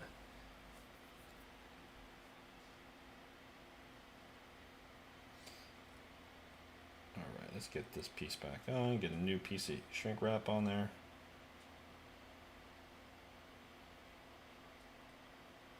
And okay, that's on. Cool.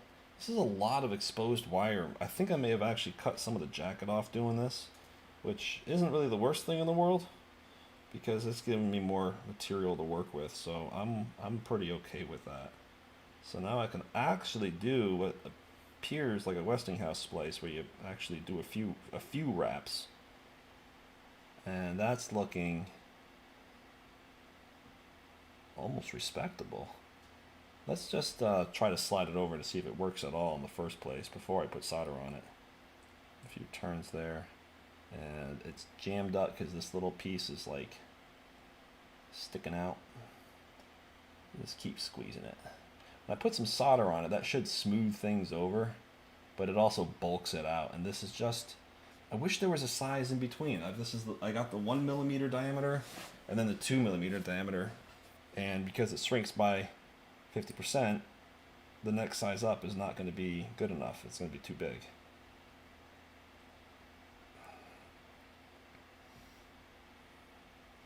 Trying to just squeeze this thing down, but I'm getting these little overhangs that the tubing is getting snagged on. Oh, man. There we go. Let's see if this is any better.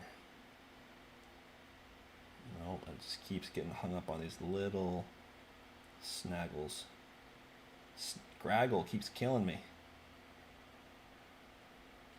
Alright, I think I'm just going to squeeze this down with these pliers. I'll try to just crimp it so that it's, yeah, not sticking up quite so much. And I think if that holds, then I can just put solder on it and then move on. I'm twisting the shrink wrap while I do this to try to help work it on. Yep, and there it goes. It did it. Alright, so now we've proven it can be done. Let's put some solder on this thing here. Clean off the tip. Don't wanna do it with a dirty tip. Put some flux on there. Remember, it's always better. And let's throw this up.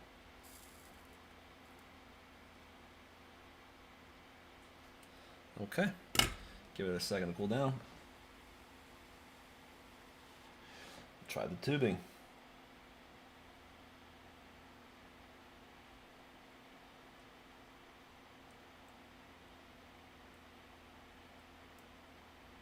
No, see, it's caught up on the lip.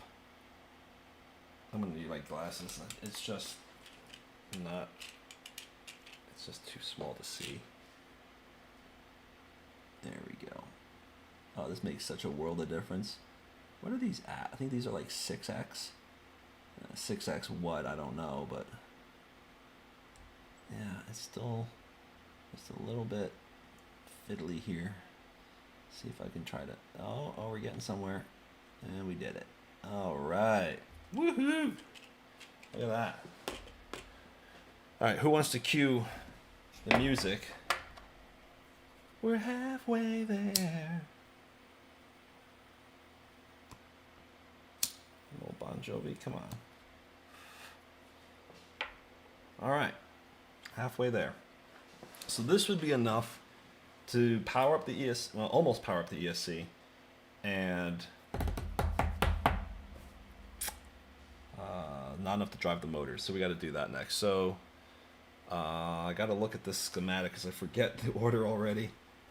Let's take a look here. I need to get So we got the 4 white wires which go in backwards order. I think that's what I had to do, right? So like like if I got 8 wires here, the inner ones would be the outer ones. So it's going to go like this, like VBAT, ground, current, telemetry, and then motor 1, motor 2, motor 3, motor 4.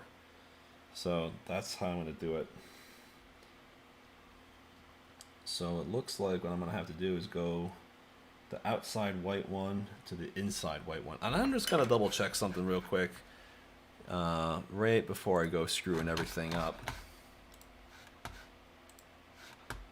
The inside is motor 1. Okay, that's right. The outside is motor 4.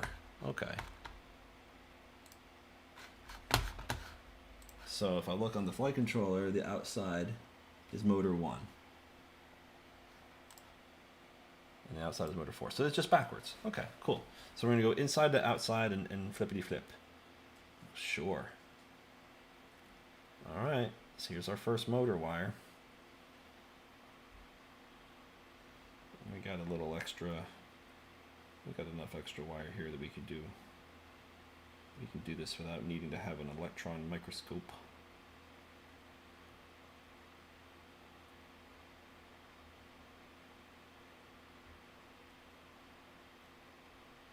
Oh wow, that's getting hairy quick. That is an ugly splice. You'd think I'd care. You'd think I'd put actual effort in, because I want this to survive. You know, just even gentle landings. But apparently I don't care. So I'm going to try this again, because that looked just terrible. Twist the heck out of this thing, get it so that it's easy to work with. Do the same here. Don't want to have any scraggly ends on it.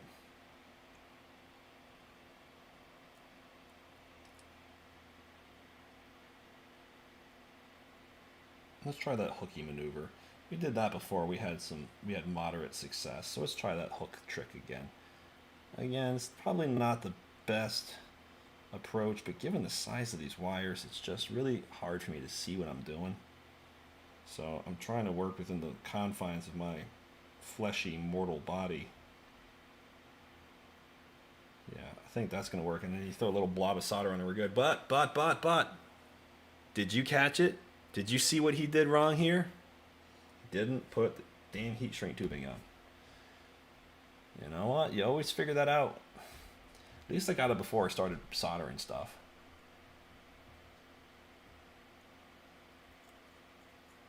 All right. Got the tube on there. Hook it over. Oh my God, I should take an Adderall, because I'm going to be up all night doing this, aren't I? And you know what's going to happen? I'm going to take it outside in the middle of the night when I can't see what I'm doing and fly it right into the same tree. I'm telling you.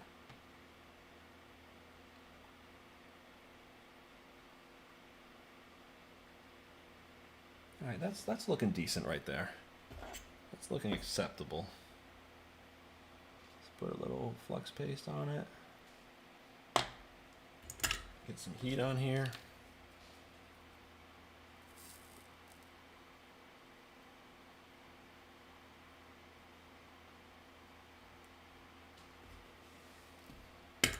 See how that looks.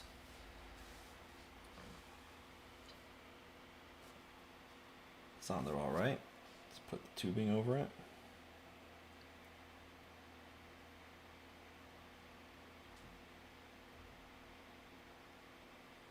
It's getting a little hung up, but I made it over the hump. I think I'm okay with this. I think it just got hung up because I did it a little bit too quick, and it started to shrink down on it. Let's see if I can encourage it to come down just a little, just a hair more. Nope, I'm just ripping it. I'm just making it worse. I'm screwing everything up. There we go. Good enough. Let's heat it up.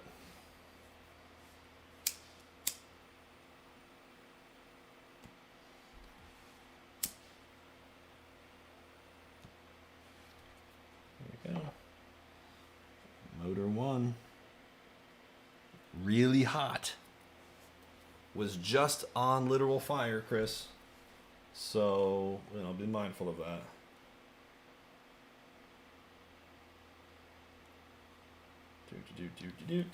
All right. So that's one down. Let's go for number 2.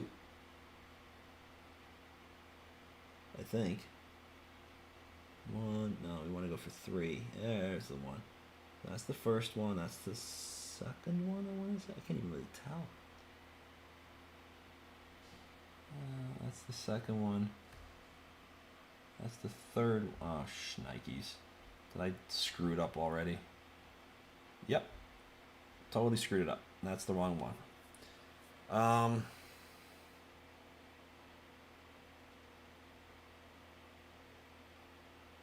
have an idea. What if I just wired them wrong anyway? What if, because what's happening is this crisscrossing of wires is causing them to like get tangled up, and it's kind of hard to.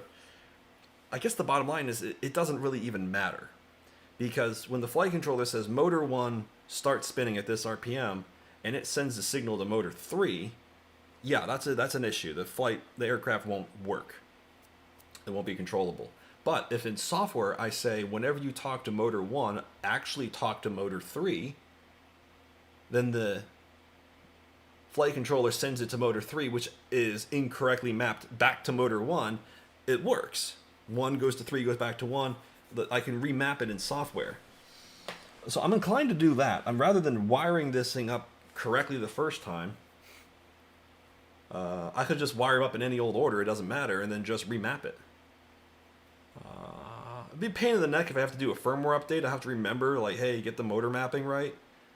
But frankly, I'm okay with that. I'm all right with that. I don't think that's the worst thing in the world. Or should I fix this?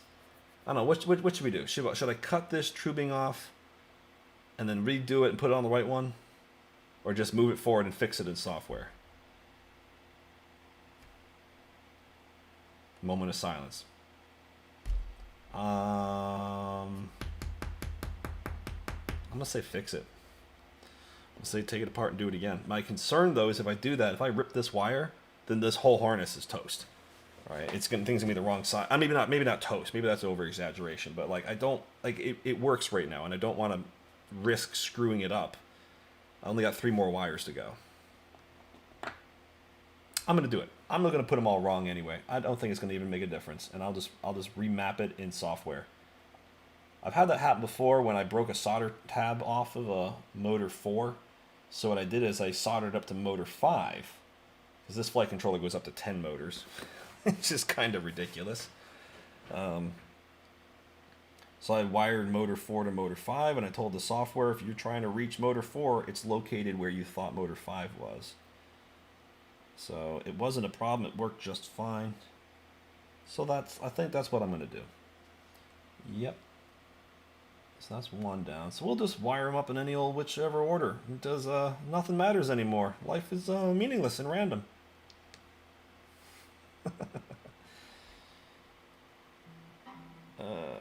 What do we got? Yeah. I wonder what that delay looks like. I wonder, can I get the chat working? Is that even an option? I don't know what to do. I don't know how to get chat rate, analytics, stream settings, stream health. Send feedback. Create highlight video. No. Bookmark it. Share it. I don't see any way to do a chat in here. Webcam and manage. No. I have no idea. Can't figure out how to make it work. So, whatever. We're just going to take white and go to brown. And do it. Oh. Almost forgot the heat shrink tubing. Almost, but not this time, buddy.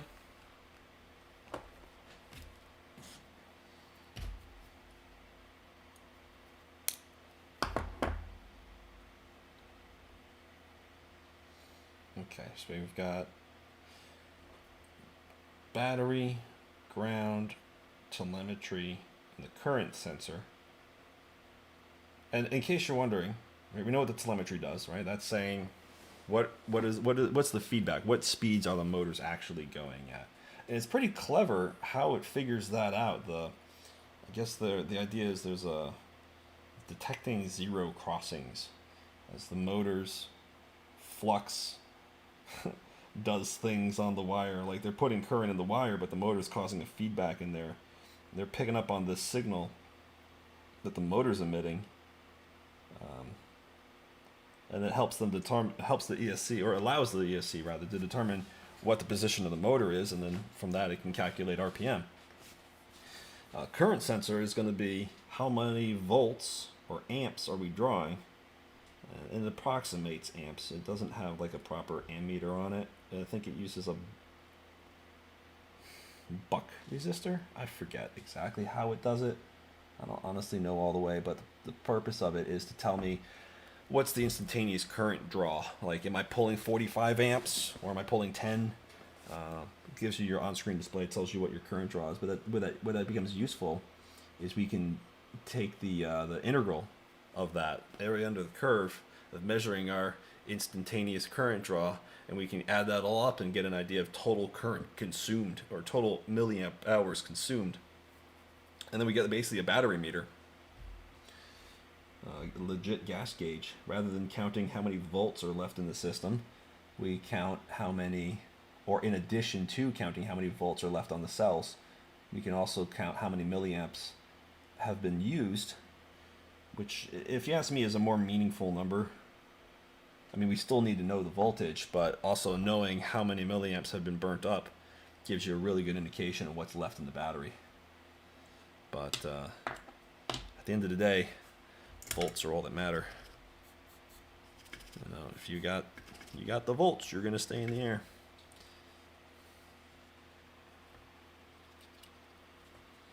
All right, put a little heat where it needs to be.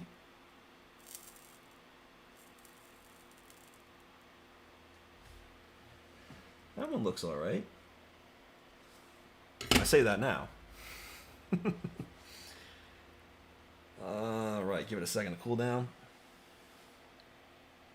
And I think after this one, I'm going to take a pause for a second, get a glass of water, come right on back, back to work on this thing.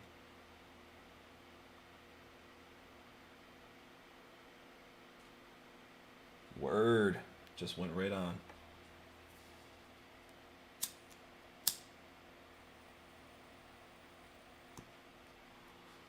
Cool. All right. 2 more wires to go, and then they're almost in business. I'll be back in just a moment.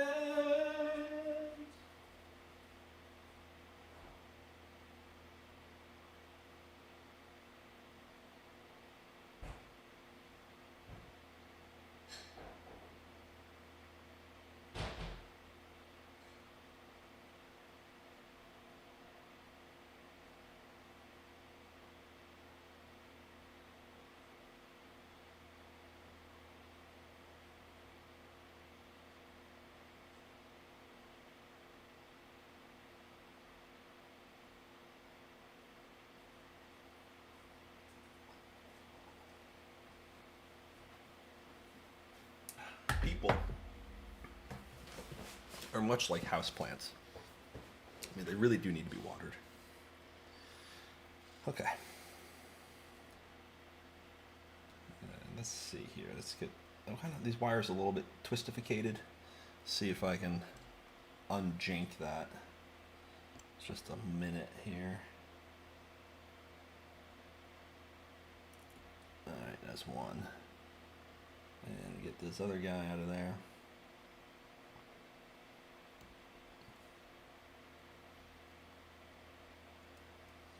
That's 2. Cool. All right. Last 2. All right. Give a few twistifications on this guy just to get it all straightened out. And get a few twistifications on this guy. Now, how do I know which motor goes to which? Answer is I won't. I'll have no idea. I'm just going to say motor 1 spin, and I'll look at which one's spinning.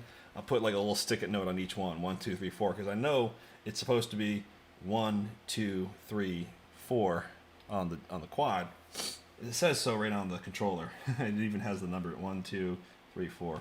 So yeah, I even pointed to them wrong. So as long as I do one at a time, I can map it out correctly.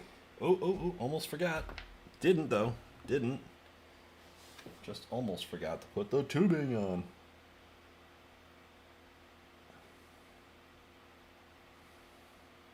If I wanted to go real crazy, I would have had like another big piece of tubing across all of them and just shrink wrap the whole thing together. That might have been a little excessive. That might have been a bit much. I think electrical tape will be just fine for that purpose. Alright, so we're going to try... So what method worked better, the hoop-de-doo method or the Westinghouse splice? I don't remember which one worked better. So we're going to try the hook thing. I don't think that that worked as well, but it's also hard to do it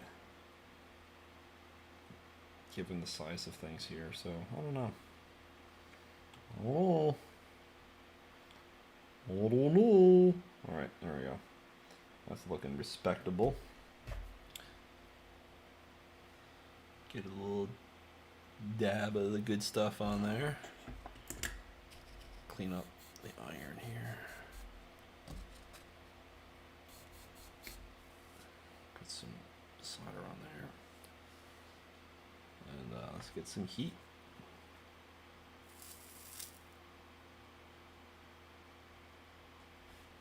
That's it. That looks pretty good to me. Give that a second to cool down.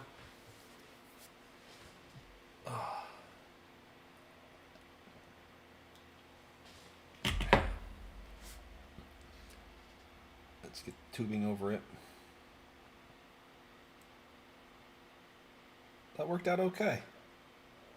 Yeah, that went on. That went all right. That was okay. So let's heat it up.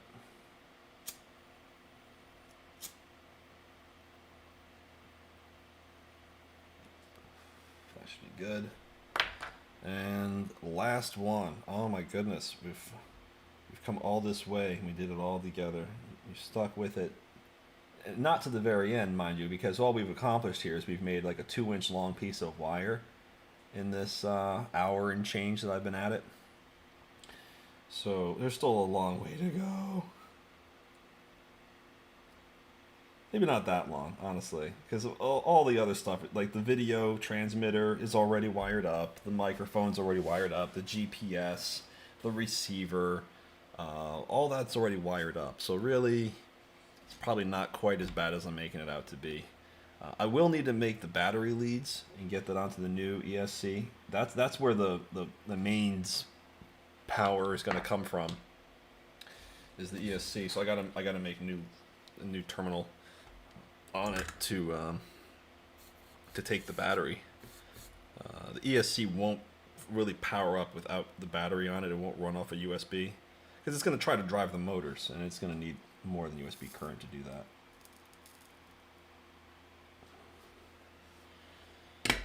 All right, soldered up. And did I forget the tubing? Damn right I did. Oh, God. Dumbass.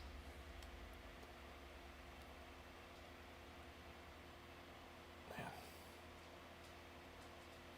Try that again. You know, it only needs 8. Somehow, I only have 7 pieces of heat shrink. So I'm going to have basically what I'm trying to get at is there's a little tube of... Oh, no, I threw it out. That's what it was. I had one that I broke. I was like, how is it that I got 8 wires... If my math is correct, I should only need 4 pieces of heat shrink tube and cut in half. But I think it's because I annihilated one of them. And I've already forgotten. That memory's that's a memory, man. That's in the past. That gets evicted from my mind. So wait a minute. If a lesson... No, lessons aren't growth. But they can lead to it. I don't know. Trying to be smart here. Trying to be like... Did you grow if you forgot the lesson? Did you? No. Maybe you didn't. Alright, cool. So that's good. Get a little dibbity-doo on there. Burp. Got him. And I'm going to pull it just a little bit taut. Get that cleared up. Some solder on this thing. I'm gonna do it with just the solder that's on it.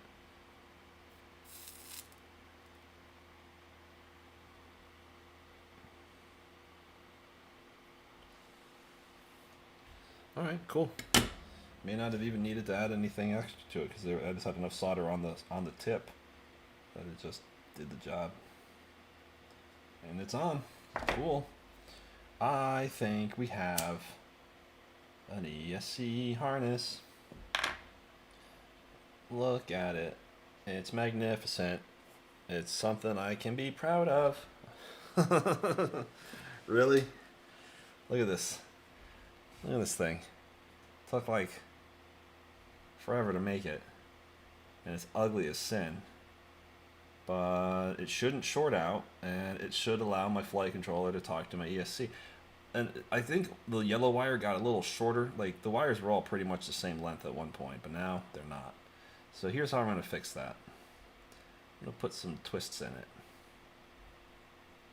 And that'll serve a few purposes. One, not the least of which, is when you start twisting wires, apparently that helps with EMF somehow. I'm going to have to ask somebody who knows more about wave propagation through a medium than I do. But twisting the wires apparently will help mitigate the amount of electromagnetic interference you get.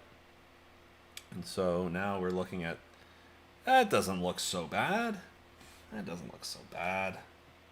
All right, so now what's next? Well, we will connect this to this.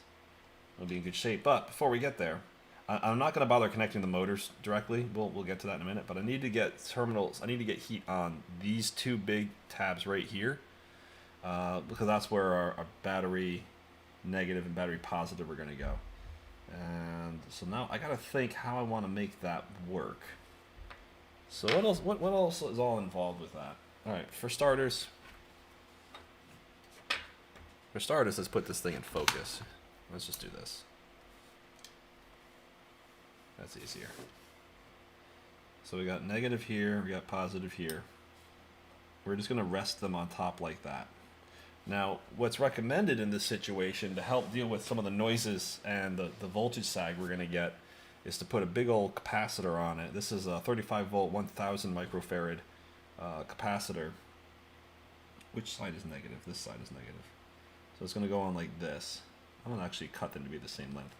But I think what I'm going to do actually is take the capacitor and feed it through. Yeah, that worked. And then I can just kind of bend it back. Yep, I think that's what we're going to do.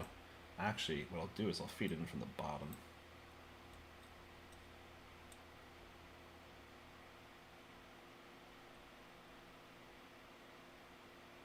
Yeah, my only concern here though is the carbon is conductive.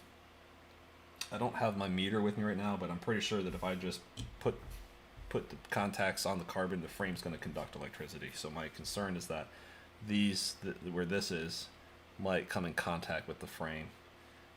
I'm trying to think of what's a smart way of holding this on here. They're different lengths. I'm not a fan of that for this application, so I'm going to have to cut them to the right size. I think what I'll do is I'll just run them through and then snip them off on the other side. Yeah, so I'm going to run them through the top like this.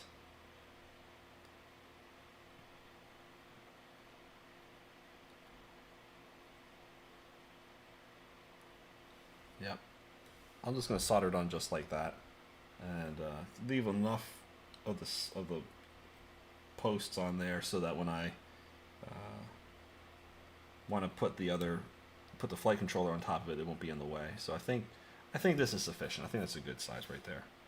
So I am going to flatten that out a little bit.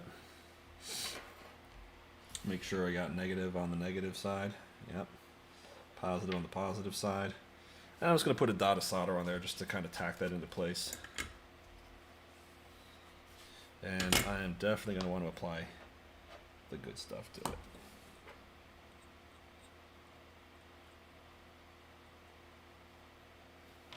There we go.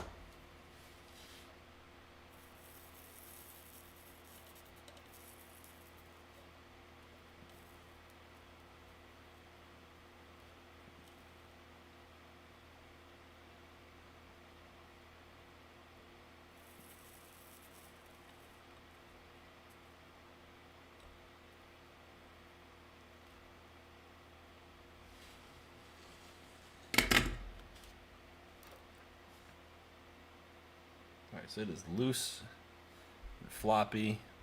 Wow, that frame rate is just... What the hell is going on? How long has it been like that? Whole time, probably? Well, the computer's running like dog. Like, it's really chugging. What is the problem here? Oh no, now it seems to be working fine. Weird, wacky-do. Alright, not gonna question it. Working good. Cool.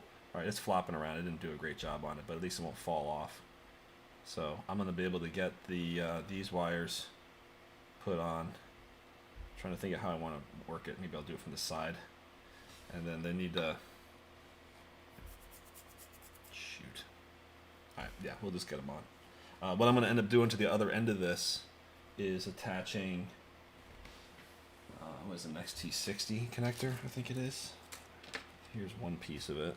Here's the other piece of it. So here's the connector that it's going to go into. So I'm going to take the negative, jam it in here, solder it, and then I take this little cap and lock it in place.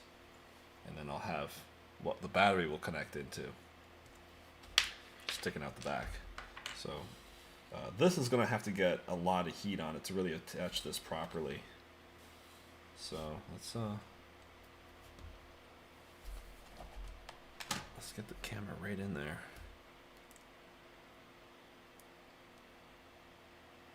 All right. So I'm going to get negative attached right here. And let's see what happens. All right.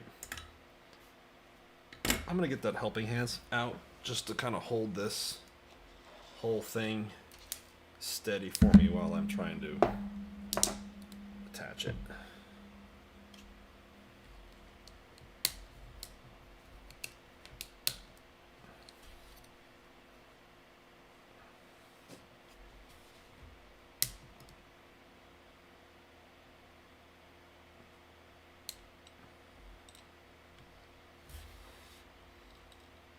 What do you think? Something like that looked like it's on there pretty decent. I mean, the capacitor's directly in the way. But I need to get like really good contact on this thing, because this is all the power for the quad is going to come through this contact. So I really want it to be as contactual as I can get it to be. And I think the way I'm going to achieve that is with copious amounts of solder. Copious.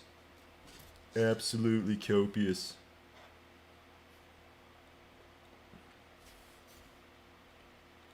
The best solder. You've never seen so much solder.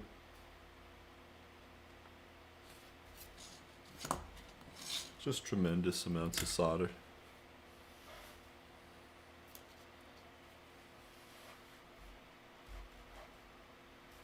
Do the same thing. I'm going to heat it from the bottom.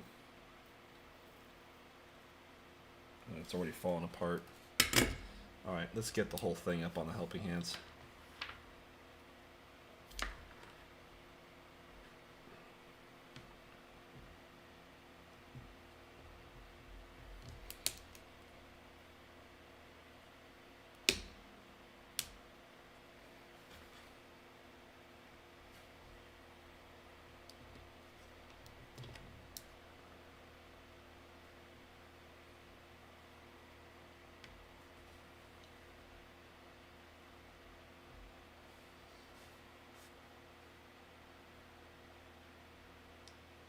All right. That's looking like that's held on there about as good as I need it to be. Let's get some heat on it.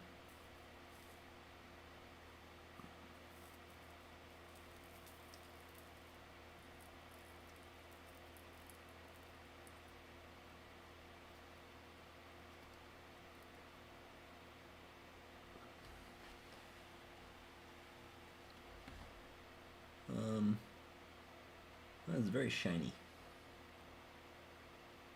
That's probably okay. Is that on there real good? I don't know if it's really on there all that great. Let's get a little more flux on it, heat it back up. That's probably a little bit more than we need. Yeah, that's a lot more than what we need. Oh, whatever. It'll burn off.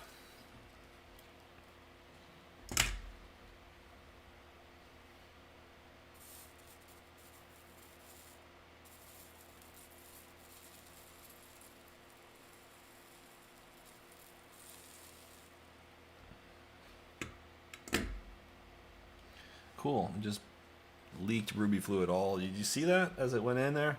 It just went all throughout all that. And I'm pretty sure that it's not only corrosive, but electrically conductive. So,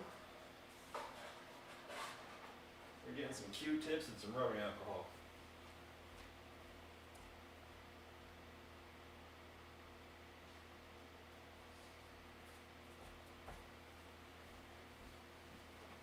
There we go.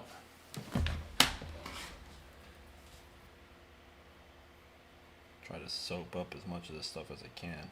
Soak up. Yeah, that's probably why you don't want to use too much, because it'll just leak everywhere. Is this wire holding on all right? It doesn't appear to be. It looks like it just, yeah, it's attached to the capacitor. It's not even touching the contact. So that's the problem. The contact isn't getting hot enough. I don't think the tip that I have here is going to be sufficient, because I have this tiny little tip. It's like a hook. Not like putting my hand behind it's going to help with the focus, because it's manual focus. But you see it's hooked, right? That's not going to work in this application, because I need to get this whole thing really hot. So I'm going to have to go get my chisel, and it's a chisel tip that'll fit on there. That should help me get a lot more heat onto the pad. Clear all that stuff out. But in the meantime, I'm just going to get in here with some alcohol real quick. Try to get some of that stuff out of there. Hopefully this will make a difference. Hopefully this will help if there's actually a problem. But I think this is going to get in there and help remove some of that excess flux.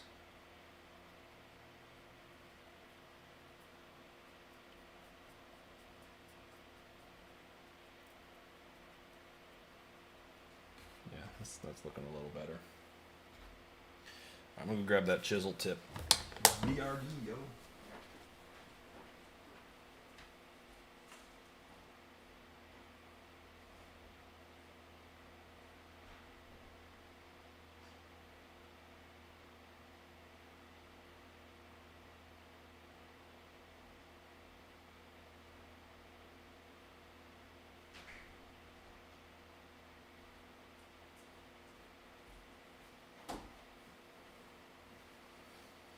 Okay, chisel tip acquired.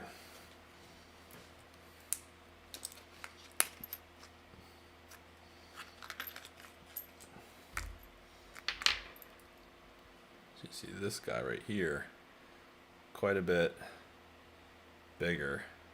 Should get a lot more heat on it.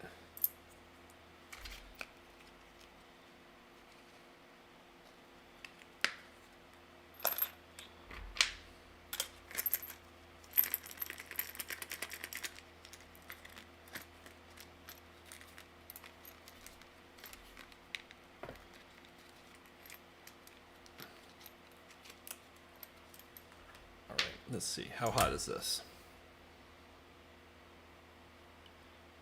It's giving off heat. Oh yeah, it's giving off a lot of heat. Alright, we might be taking a break for a little bit here, because I'm impatient, so I'm just going to do it anyway.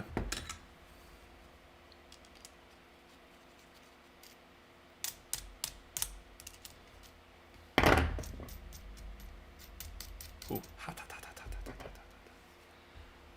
hot. Let's see.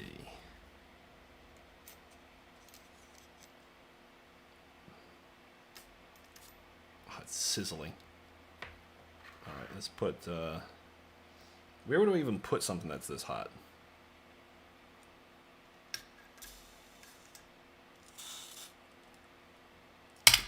There we go.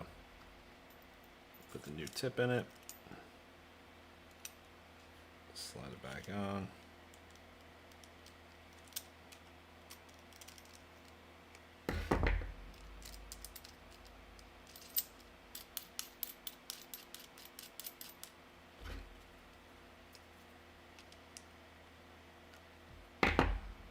Okay. New tip is on. Old tip is hot. Let's juice this guy up. 625. Yeah, he heats up instantaneously. I love that. Really do. Alright, let's see what happens if we, well, I'm going to hold this. Oh, it's at 320. There we go. It wasn't really even all that hot. Hold this down right about where it was. And just get it really, really, really freaking hot. I'm just going to cook the crap out of this. I'm waiting for the soldering iron to heat up. It's 580, 590. I just want to get it to like 625, I think is what I have it set to. Yeah, 625. Alright, I want to heat it from the bottom and see what that does. Let's get some solder on this thing to help improve the heat transfer. Much like cooking with oil, as a way to get the heat off of the pan and into your food, you want to get some oil, you want to get some solder on the tip to transfer heat more effectively into your contact.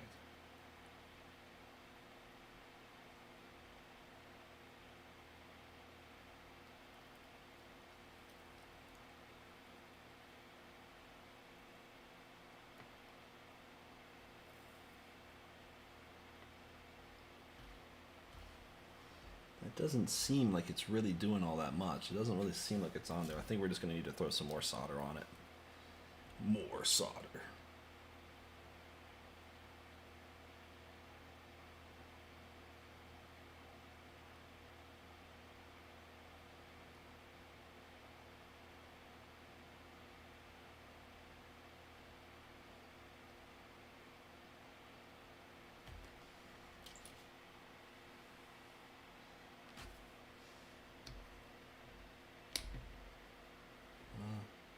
Seems like a real piss poor connection to me. I mean, tell me what you think here. I'm going to zoom in on it a little bit.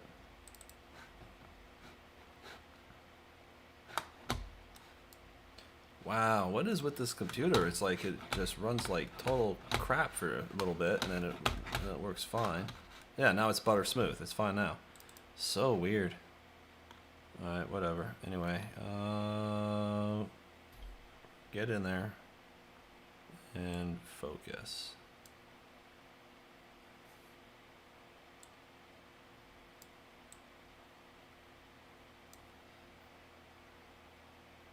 That does not look like it's making the best contact I've ever seen in my life. Right? It's just kind of a dot on there. I would be happier if there was like a mountain of solder. Because, I mean, dude, we're going to want to push 45 amps through it at, you know, 20-something volts, or 16 volts if I'm running 4S. Let's just keep lobbing some more solder at it.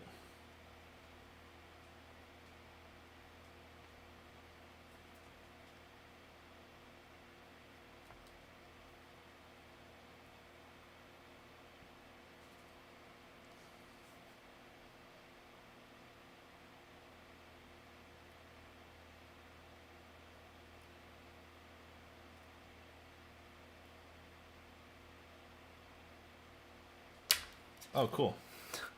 Took it off the helping hand, so that just completely, yeah, desoldered it. Cool. Let's try this again.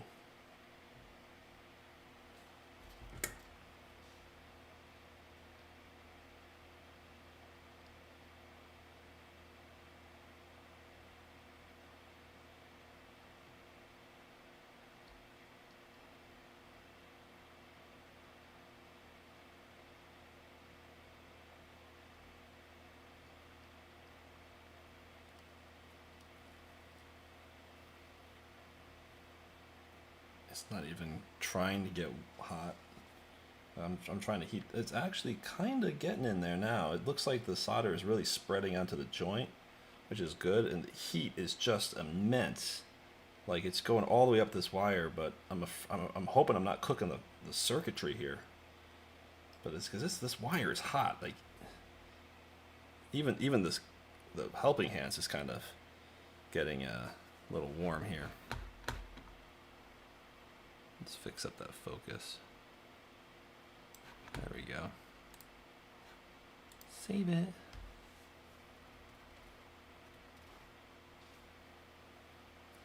Alright, so I'm trying to get that blob of solder here liquid. Then I can take this wire, jam it on it, and be good to go.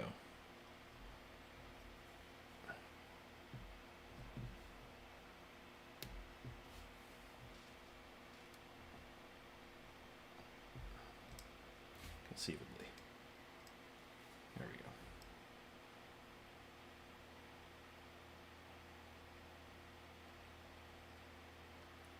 Trying to heat that bottom little nugget up.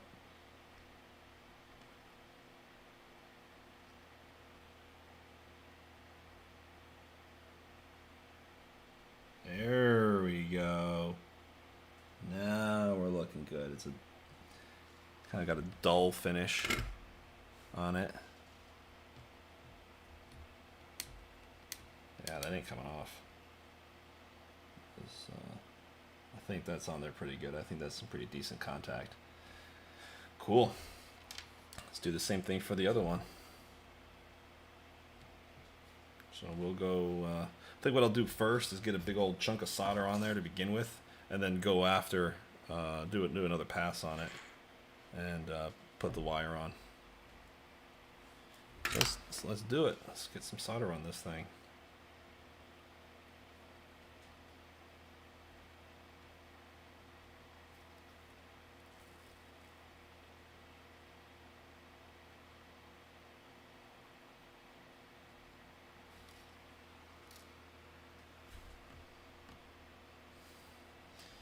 All right, that's good.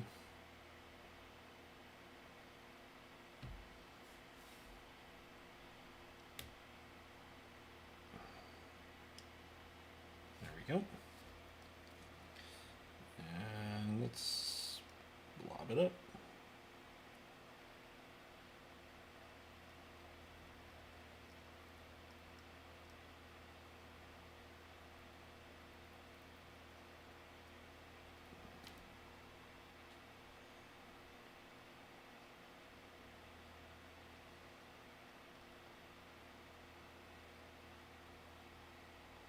Oh, that looks pretty okay. I think it's not really lined up right, so I'm going to try this again.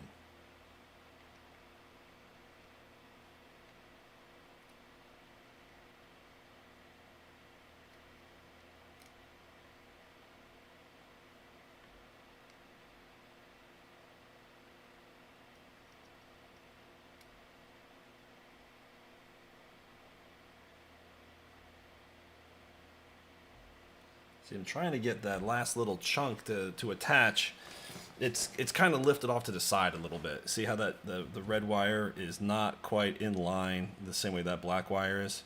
So I'm trying to get this solder to reflow, and then I'll try to push the wire back into it. I think I can take it off the helping hands.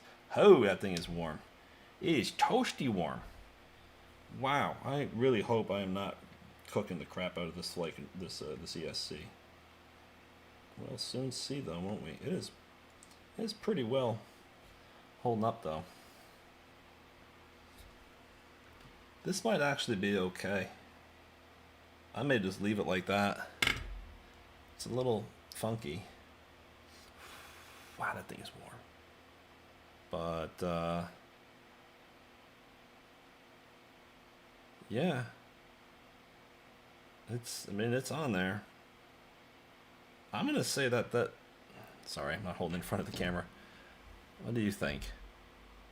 As far as solder joints are concerned, it looks like that one completely missed it. Like, the black one is over the black tab. The red one is just like, nah, I'm over here. Doing my own thing. But that solder joint is going to be, should be good. I'm gonna roll with this. I think this is okay. So I'm going to take these extra little bits down here for the cap, and send them flying into fuck knows where. Shit. Alright, well I'll find that when I step on it. Let's try this again, but maybe not lose it.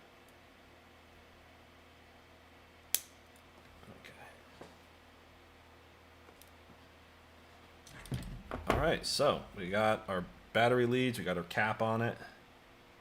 Let's put the ends on.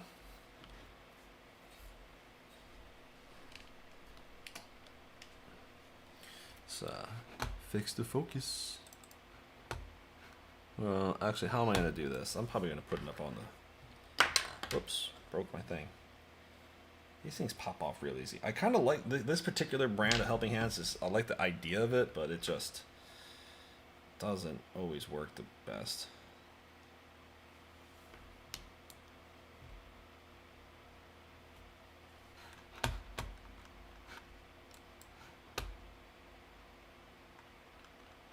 Yeah, wow. It's like, I don't know what the computer's doing that's causing it to lag so hard. But it's weird. It's like as soon as I do like an Alt Tab, and then it just goes right back to normal again.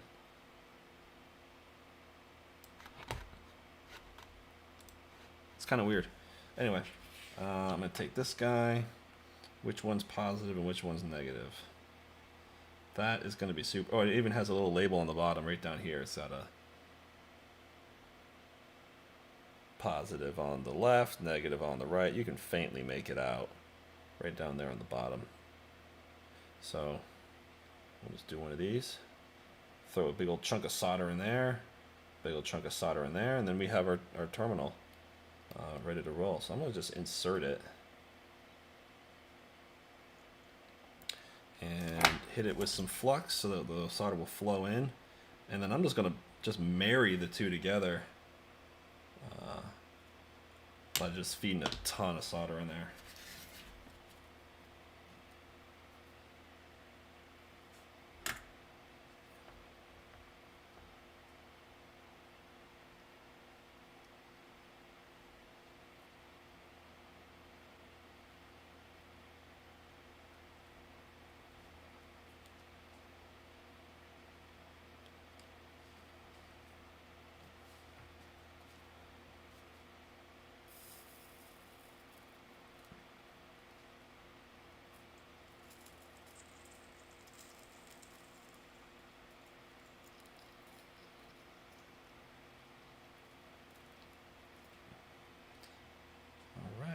That's pretty much good. This might be easier if I scoop it in like this so that it's, there we go. A little bit of paste on this guy. And then we are ready to go get a fire extinguisher because we're going to put some juice on this thing and see if it throws sparks.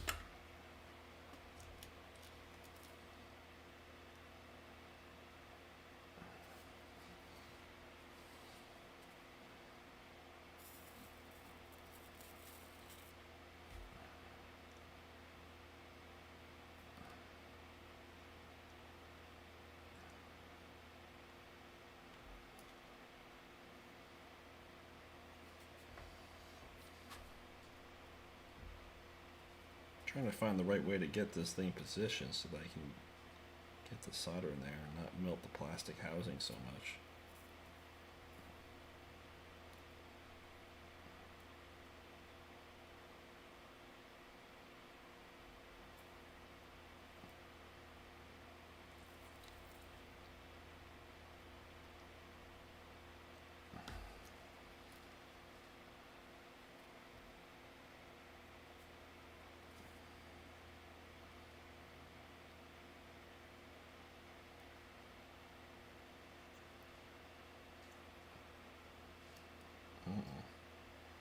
Doesn't really want to take the solder. Doesn't want to take the hint.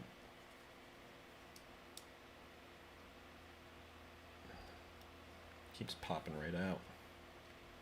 Need more hands.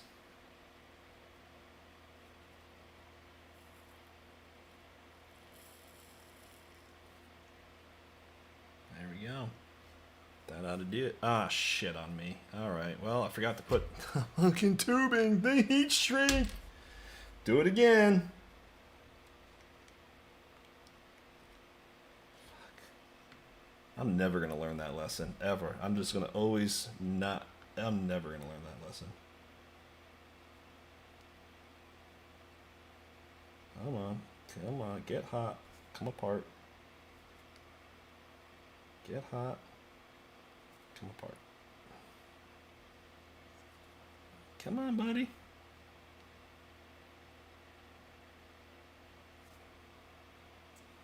That is really on there. I mean, I guess that's good, right? There you go. Ah, all right. Now, we put the tubity thing on. And now we try it again. Which one's positive and negative? That one's positive. So we'll put you in. I mean, it was in there pretty good, so I'm happy about that. Let's do the flux thing, because that just always helps, and you got to just do it all the time. And let's make a habit out of it.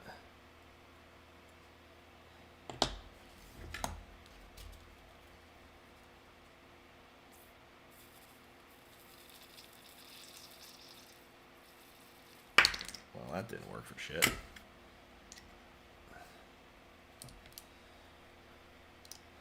Ow. Well, there's the first burn of the day. Ow! There's the second. Fuck. Let's try that again.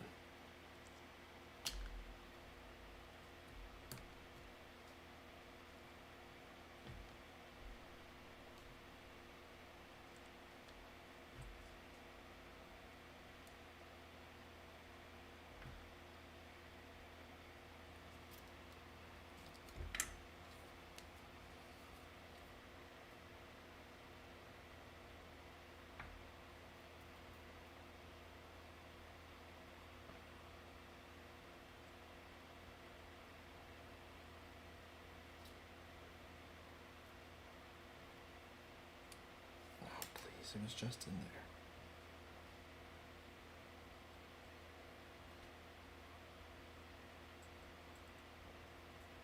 there. Wow, that is burning the shit out of my fingers. Wow, but the helping hands don't always help all that much.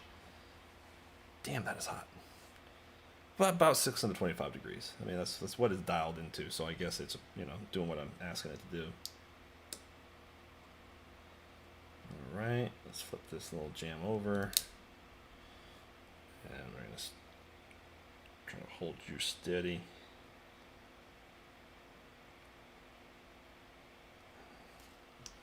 Try to hold this thing steady.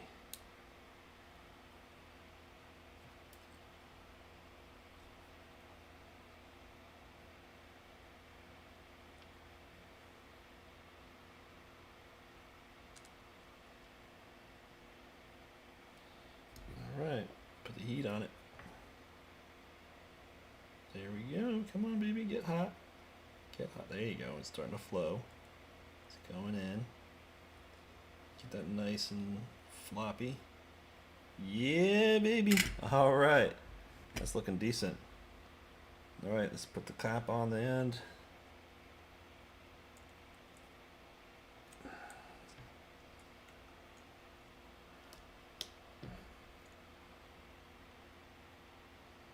It should just kind of go on like that, right? There we go. Cool. We did it. Okay. This is going to be fun. Let's back the camera out just a little bit here. Okay. I'm going to hook a battery into this, and we're just going to see if it catches fire. That's all we're going to do. We're going to take a lot of voltage and a lot of amps, send it through this thing, and hope for the best. So, contact. I don't see any fire. Made it. Nothing broke as far as it.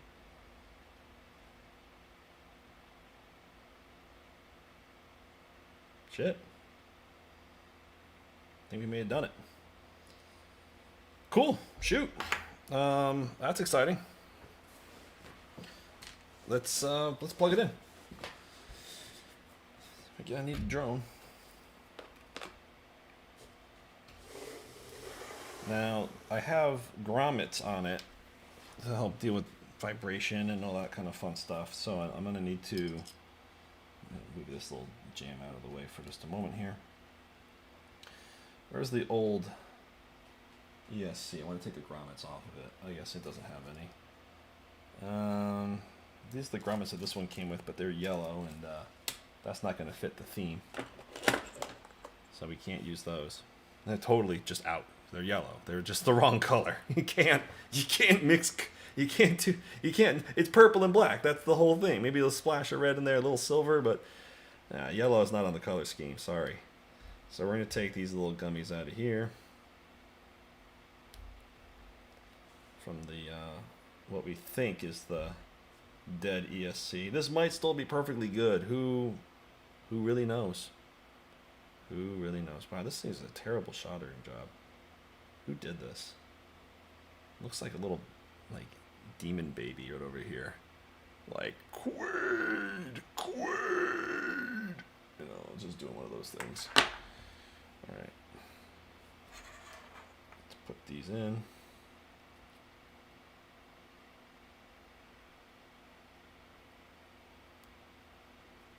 All right, that's one.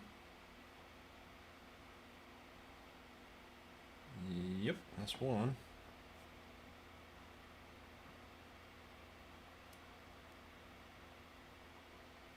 That is two. Oh, no, that's still one, and there's one on the floor now. There we go. How many parts do you think I have just in my carpet? Just think about that. Put it in the comments. What do you think?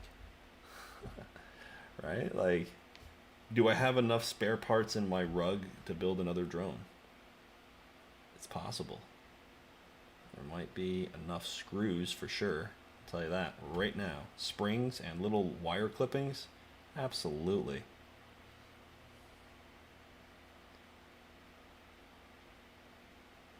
There we go. Alright, so we got a little gummies on there. That looks pretty darn good. What do you say? I think that looks alright. So again, we're not going to connect the motors to them just yet, but I do want to just get this on here. Okay, and now, ooh, it's getting exciting. All right, so the one with the 4 white plugs goes into the flight controller. I think it goes in this way. Yeah. And this is going to go in here, which will go in, yeah, this way.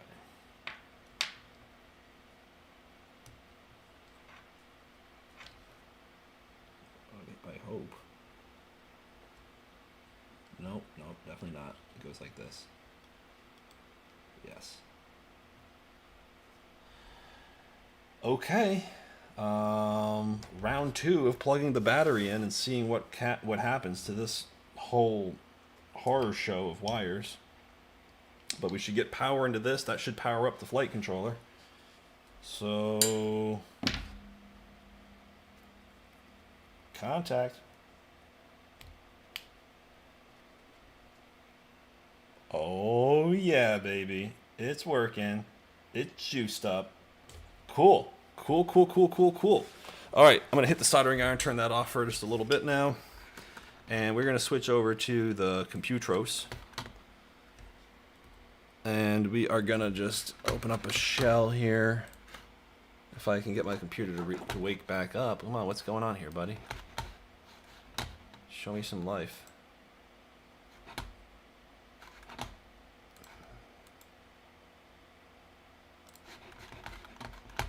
This thing is just chugging along. There we go. We have to run it through the command line. BL Heli Suite 32. All right. Need to grab a USB wire, so give me a second. It's in the other room.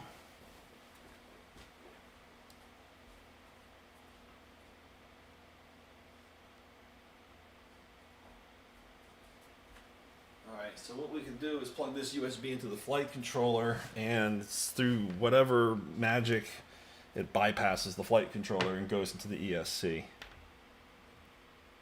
And then we can talk to it. So let's get this plugged in here.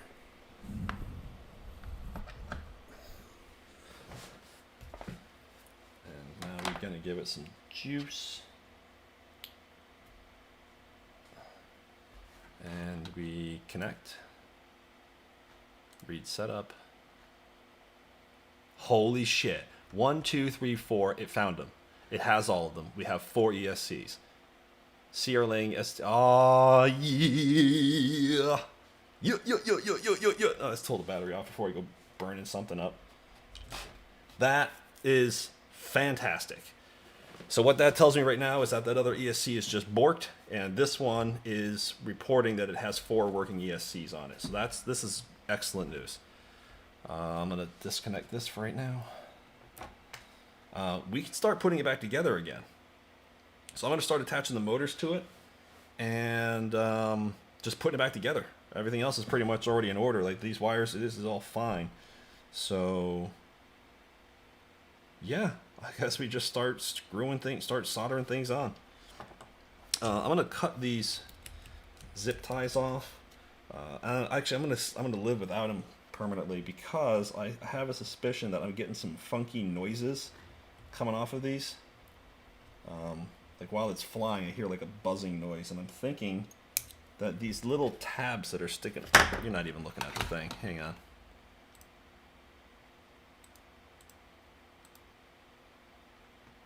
There we go. This little tab that sticks off on the end right here, I think that's catching the air from the 100-mile-an-hour wind coming down from this thing and acting kind of like a deer whistle, and it's making some obnoxious noises, and I think that is gonna go away when I do this. So we'll just take all these little guys out of here.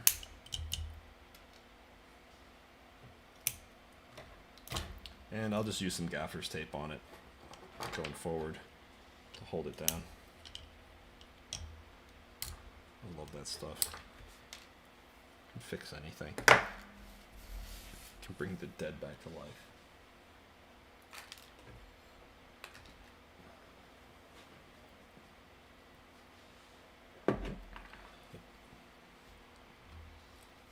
Okay, now with these wires here, it doesn't matter what order you plug them in on. It's going to spin forward or backwards. Either it's going to go forward or it's going to go backwards. These 3 wires are going to go 1, 2, 3. These 3 wires are going to go 1, 2, 3. So this is a 3-phase motor, 3-phase DC motor. Or would that be AC? Is it 3-phase? Huh.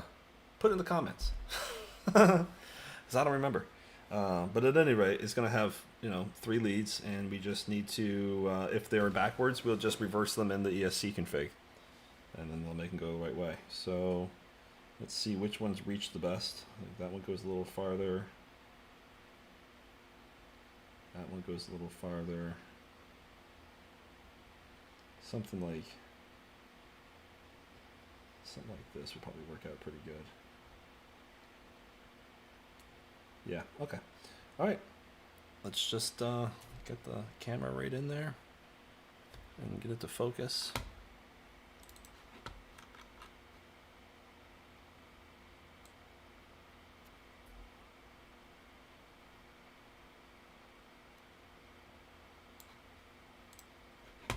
Cool beans. All right, so I'm going to start attaching this motor, and we're just going to go round and round like all the juices. Probably going to help if I have the soldering iron heated up. And I'm going to keep that chisel tip because these things are going to need a fair amount of heat on them. Hopefully the chisel tip will be sufficient. It's pretty big. It might actually be too big than for what I'm trying to do. But ideally this won't make such a terrible solder joint, you know?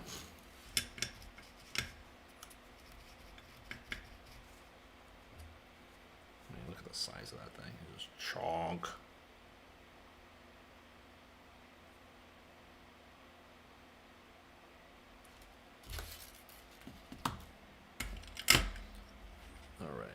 We're going to put some of the goopity goop on it. Just a little dab on each wire. A little dab, that's like a hat. There we go. There we go, that's more like it. Yeah. Alright. Hold you down right here. and apply glove.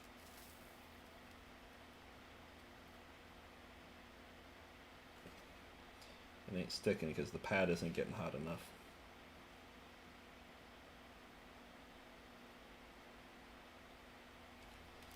Holy crap, that is hot.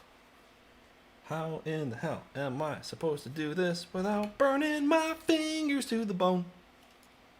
I don't know.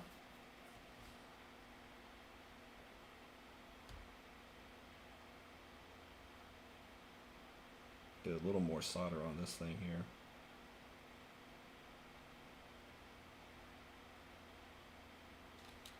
Of course it pops right off. That's okay. Pop it right back on. Ooh, that's on good. Hey, I'm happy with that. So I think what I need to do first is tin the solder joint. So I'm gonna get a little solder on my tip here. Use that to heat the joint up. Hit the solder tab. Try to get that really hot. 1, 2, 3, 4, 5, and put some solder on it. And get the solder to actually kind of impregnate into the tab. And then, oops, smear your schmoo all over the freaking place. There we go. Now we're just going to smash this thing into it.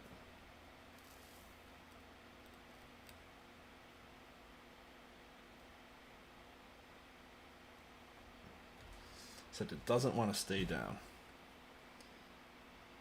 Wrong tool. I mean, they're all kind of the wrong tool, but that's okay.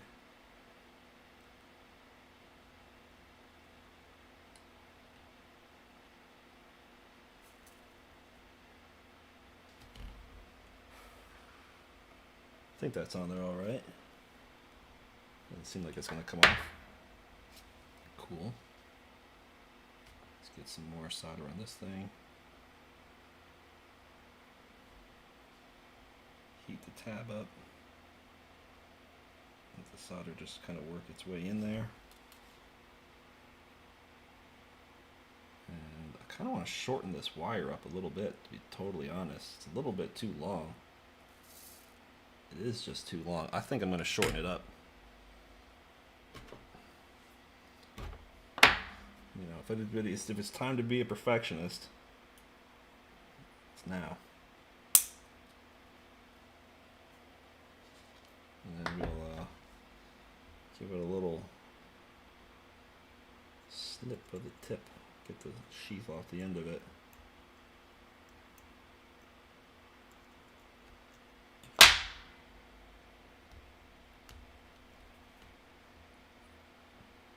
Yeah, that looks way more gooder.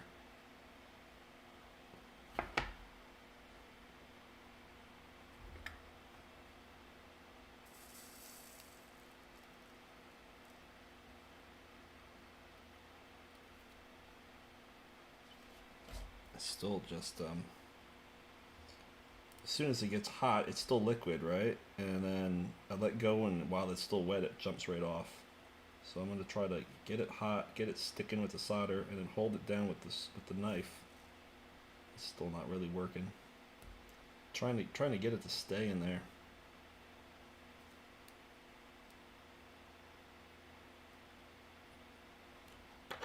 Nah, it needs more solder, and I think it needs more flux too.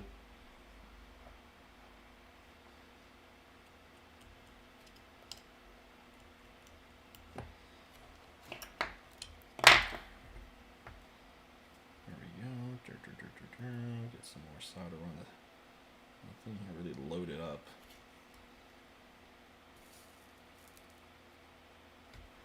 Yeah, I think that might have done it. Let's take a look. Yeah, that looks okay. That looks acceptable. So I am tempted to say, let's fire up motor number 2, see if we can't get it to spin.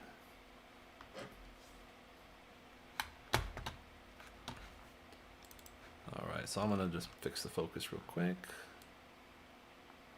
There we are. And I'm going to Get back onto the USB here. Great. Give it some power from the battery. Oh my god. It worked. It gave me some beeps. Flight controller didn't know what to do with it, so I didn't get the other beeps, but if I do... Let's see, I'm on the BL Heli Suite software right now, so I'm going to connect to it. Let's see, connect to the device, boom, read the setup. 1, 2, 3, 4, sees them all. Go to motors. Oh, I have to close the connection and restart it. Yeah, that's a great sign that it's making noises. That means it's being driven. Let's see if we can get it to turn. So it says it's rebooting the flight controller right now. Not convinced that that's what's actually happening. Oh, it did it now. Okay, cool. I understand the risk. Propellers are removed. Unable to open the port. Yeah, because you're on a different port. Alright, cool. Let's spin motor 2. Nothing, because we didn't map it right. So it's motor 1. Alright, that did something. Motor 3. Motor 4. Motor 1. Anybody? All the motors? It's not doing it. Controls enabled. So what's the problem here? I'm telling it to spin motors, and it's not. Enable motor control. Spin them up. It's not doing it. Interesting. Let's go back to ESC setup. This video transmitter is coming off at really strong. It's high watts right now, and I don't want it to burn up, so I'm gonna go and hop into beta flight real quick, and let me share my screen.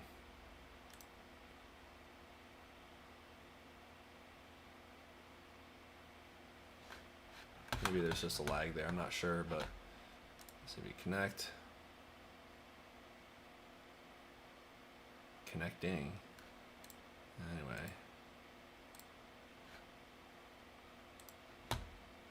Disconnect. Alright, rebooting flight controller. Connected. Disconnected. Connecting again. Connecting. Connect. Disconnecting. Alright, let's just yank the power and try it again. Oh, it's on the battery. Haha. That's a tight fit.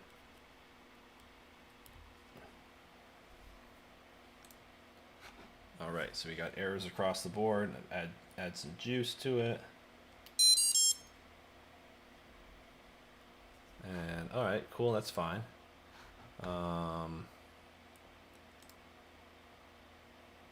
Telemetry, is that set up? That's TX, that's 3.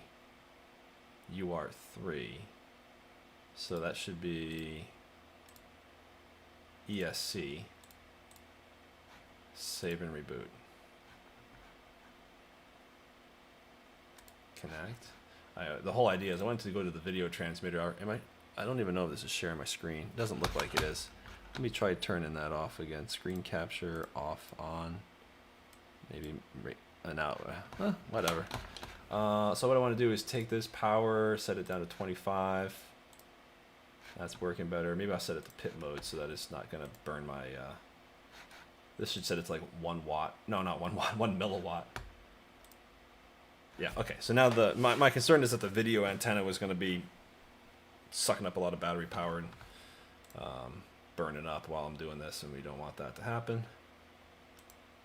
So let's take a look at motors. Motors. Errors across the board. Ports configuration. We want to take a look. It's D-Shot 150. Interesting. I'm not sure why it's not picking this up at all. Let's disconnect from here. Oh, well, that's a good sound. That's what you want to hear. You want those last 2 chirps mean the flight controller picked up. So if I go to motors, does it see any of them? No, errors all the way across the board. So why do you think that would be? Like, even if it's trying to spin the wrong motor, it should still, it should spin something. If I'm telling it to spin all 4 of them. But we're seeing errors across the board. Error, error, error, error. So let's see. UART3, ESC. Yeah. Serial RX maybe? Save and reboot? I don't know. Just start clicking stuff, see what happens. Motors. Nothing.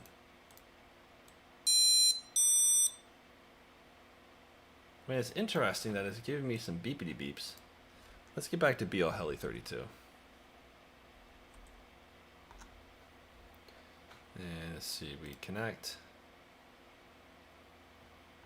And we read the setup. And it's all good. Oh, it's got a lot of bad packets. Input frames, good frames, bad frames. Like half the frames are bad. That's not good. ESC overview. These are all the settings for it. That's fine. I don't want to flash it just yet. Or do I? Should I just go ahead and update it? Yeah, you know, I'm going to update it all. 32.8, or it's at 32.6 is the version it's running right now. Yeah, let's just update all the firmware. Alright, so it's flashing the new firmware to the ESC.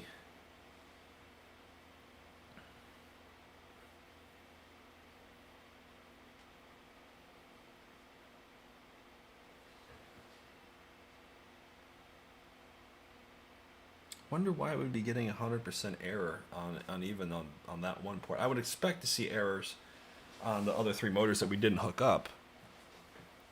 But this one, and it's doing the beepy thing, so that much is working. Oh, it's gonna take a while to verify flash for all of them. Here I am, like, let's just unplug it real quick while I'm in the middle of a firmware update.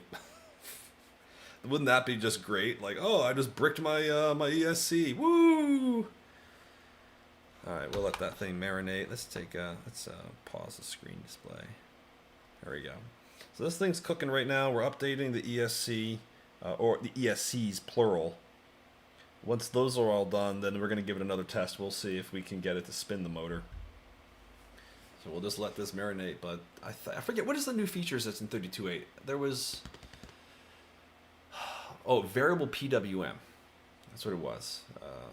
Variable PWM was, what was the feature of that? I think like low frequencies are better for torque and higher frequencies are better for something else, and they just change the PWM frequency based on the throttle you're giving it, so it's dynamic versus saying like you're stuck at 16 kilohertz or you're stuck at 48 kilohertz. It's like you're at whatever the best is for you at whatever throttle you're at. I don't know. I haven't noticed any difference in it, but you know, I'll run with it. It's an update. Give it to me. Put it in my ESC. All right, this is almost done. We're on the last one. Come on, come on, come on. Let's get this going. I want to see this motor spinning. I'm happy that we're seeing 4 ESCs because if you remember, we go back, this guy was only showing me motors 1, 2, and 3, and number 4 was just nope. All right, what is this? Caution, activated, activated, activated. Always remove your propellers. You risk your health when getting in touch with running propellers. Yeah. Let's see. Parts might explode, so on and so forth. Whatever, that sounds fine. Motors. All right, let's try to connect to a motor. Oh, after flashing an ESC, it is mandatory to restart the ESC by disconnecting and reconnecting the power connection before use.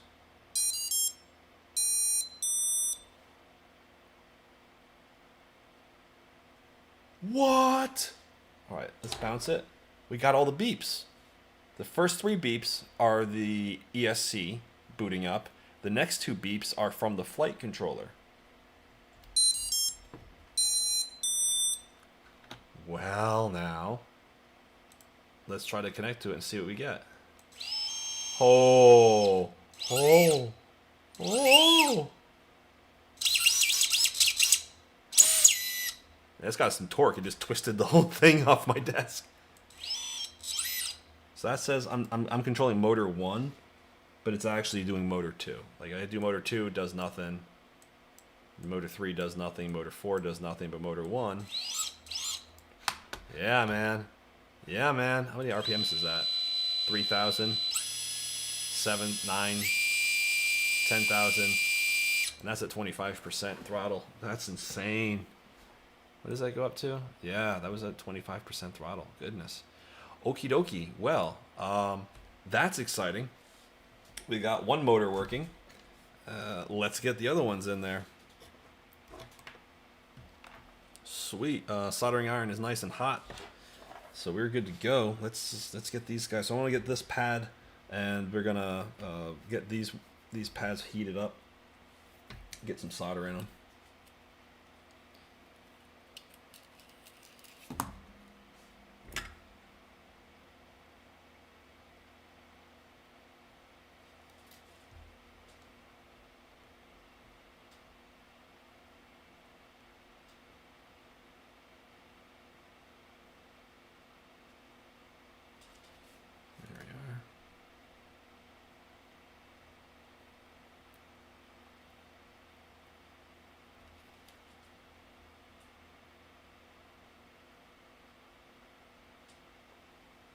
Yeah, that looks pretty decent. Take a look at that. Let me get the focus again. I'd rather do it manually, honestly, than have it just trying to figure it out on its own. Alright, cool. So we got a nice little dot of solder in there, but it's shiny and everything. I don't think it's really on there, so I'm going to heat this up and try to really get it to marry in with the pad.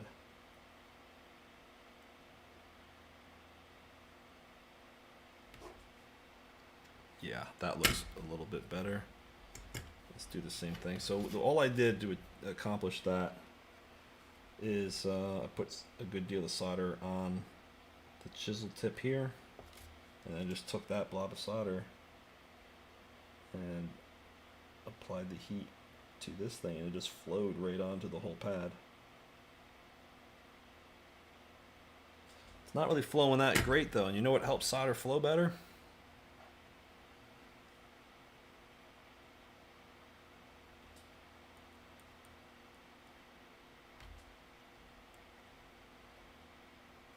Get on there. Find your home.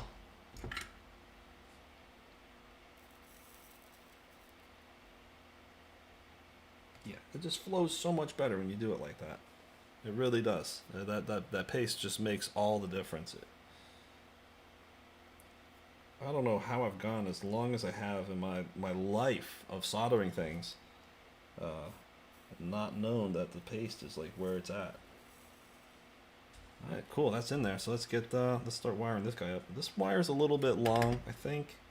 Maybe we'll put you in the middle on the end here. And this one is just right.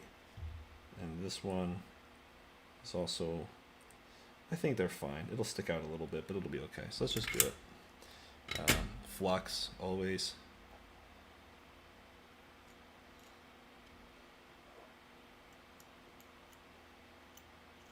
There we go.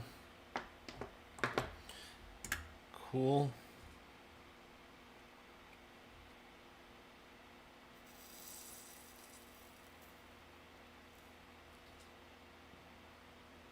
That's one.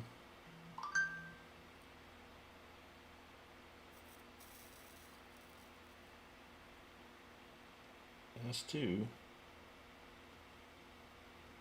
And that doesn't reach, so we gotta take it out.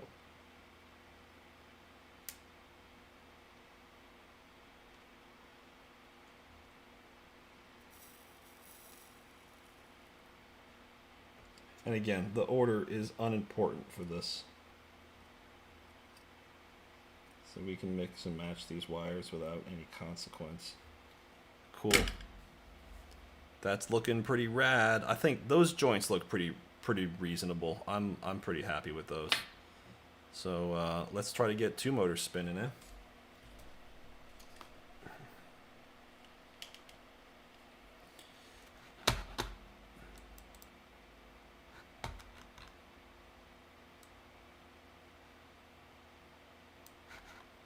Okay, let's get the power. I've got to get the USB on it too.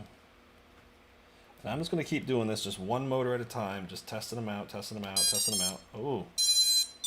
Oh, that's a nice little choir.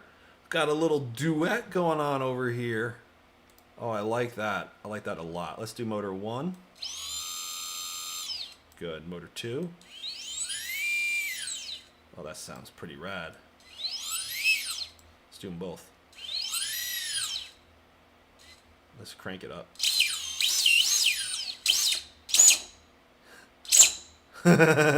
I'm trying to break it. That's what I'm trying to. I'm just fixing it, and I'm like, let's just punch the throttle and see if we can get it to just you know, twerk right off your desk. Make it tick tock. Can you make it tick tock? All right, whatever. It's enough. It's working. That's 2 down. We're halfway there. Yeah. So let's unplug this thing before we start on the fire. Oh man, this is exciting. It's actually coming together, man. This is good. All right, we're gonna flip it over. Move all the wiring carnage over to the other side. Do one of those. Let's get the camera right in there. Fix up that focus.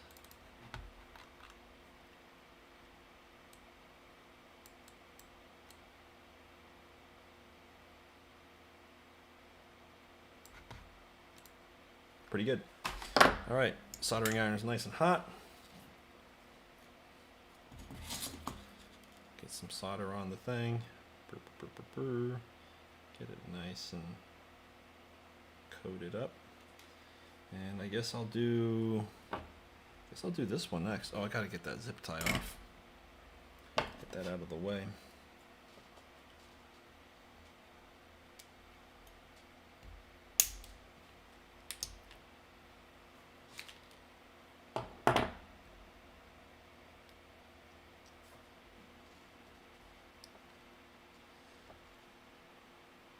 These wires are definitely a little long, but they kind of do curl off and go to the side, so I think that'll be all right. Let's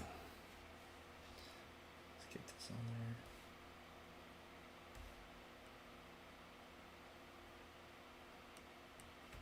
I think all the solder just said screw you and went away.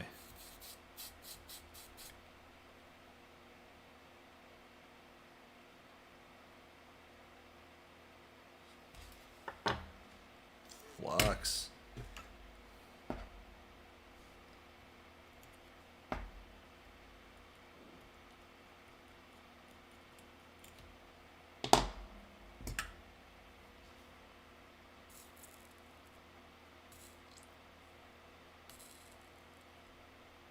Well, that was awesome. I hope you paid attention to that part, because that went by super easy. Let's get a little more on this one. Wow. All right. That wasn't bad. Dip all these guys into the juice. To the drip.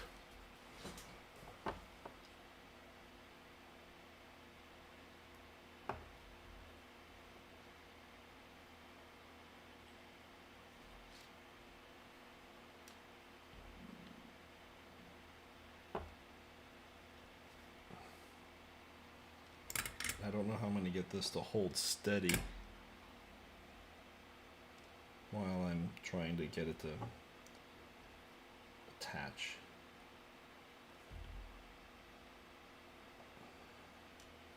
It's bent all weirdly. I'm just getting this flux paste all over my fingers. I'm sure this is fine. Go and, you know, definitely want to wash your hands before and after using the bathroom with this stuff.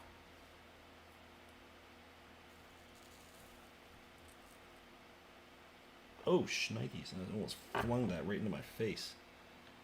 Alright, careful with that.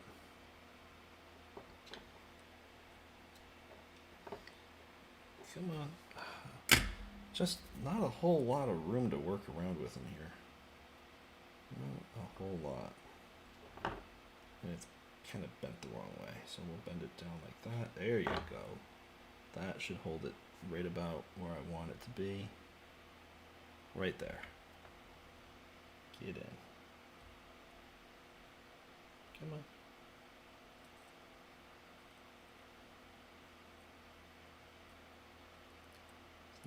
It's not melting. Need more solder on it. More solder.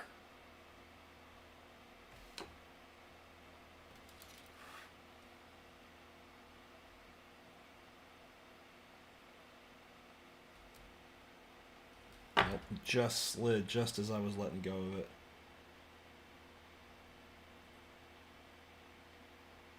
Alright, you know, that burned real bad, but I'm gonna take it. I'm gonna run with it because it looks pretty good.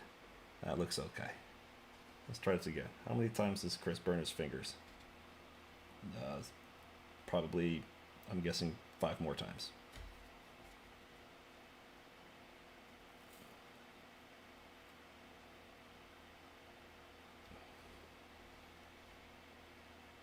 Come on. No, see, it just kind of skirted off to the side here. I don't want it to do that.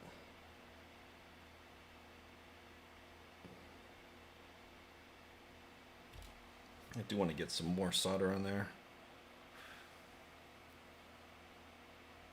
And if I really want more solder on there,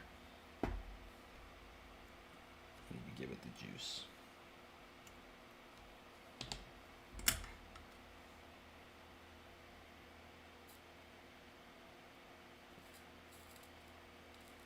Nope.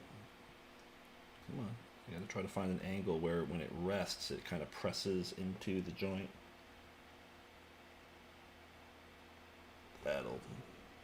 That will do. Now this one has a bit of a fray on the end of it, like the wires just kind of doing its own little thing. So we're gonna just fix that real quick. Put a little dibbity dab, dabbity do, right over on this thing. If it'll just play ball for 2 seconds. Thank you, appreciate you.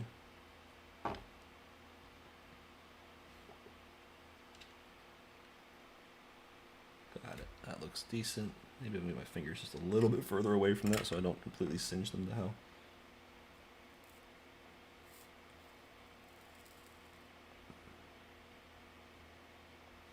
Alright, that's on there. There's not a whole lot of solder on that last one. I'm kind of suspicious of it, so I'm going to get another blob of solder. I'm just loading up my tip here like this, just piling some more on there, and then we'll just hit it and let a little bit more flow onto it and just desolder it right there, right before your eyes. I'm still not totally happy with that one. Let me get my Mr. Magoo goggles going on here.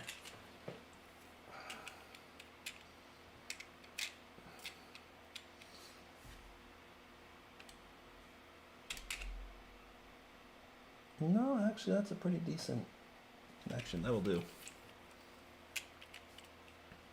All right, pull it back.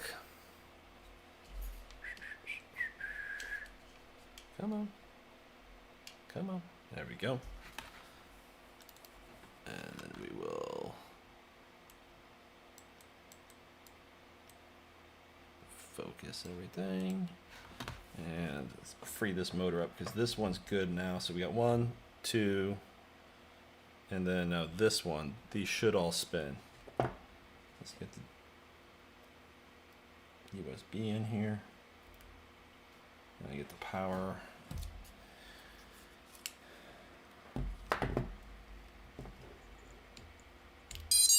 Oh yeah, baby. Oh, that sounds like it's got some authority to it now that we got 3 motors going. 1, 2, 3. Yeah, and we got 1 more to go. All 3 at once.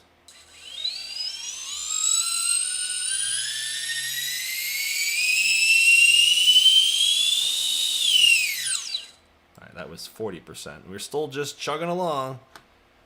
I am so delighted. This ESC appears to be working just the way I need it to, which is as designed, as it was built to work. All right, so I took this motor off the mount to go take a look in it. Like, is it broken? Is it whatever? Let me go grab the screws and reattach that thing.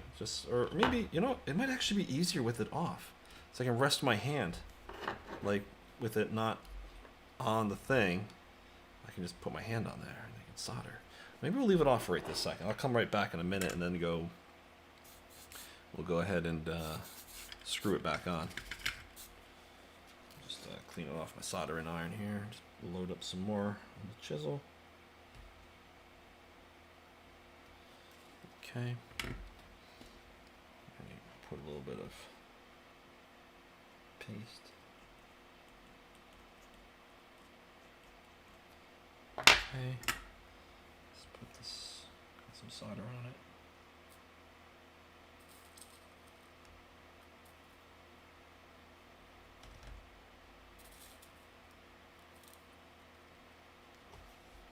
It's working out pretty good.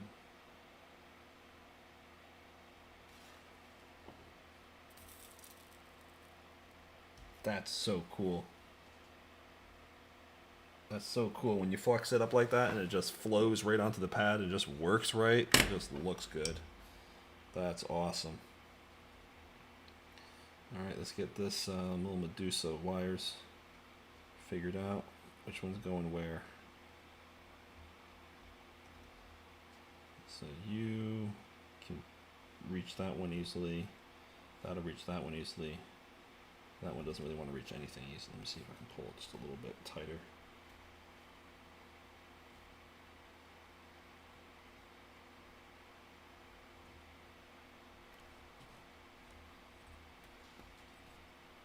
So trying to find one that's going to reach that furthest tab.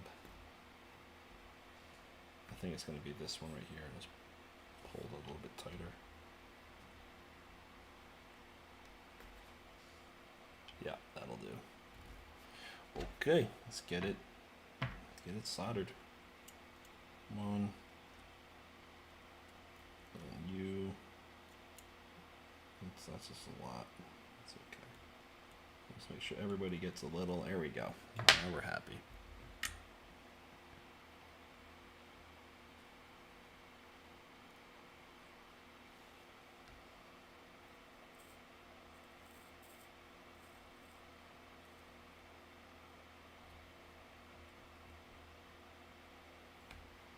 One's good.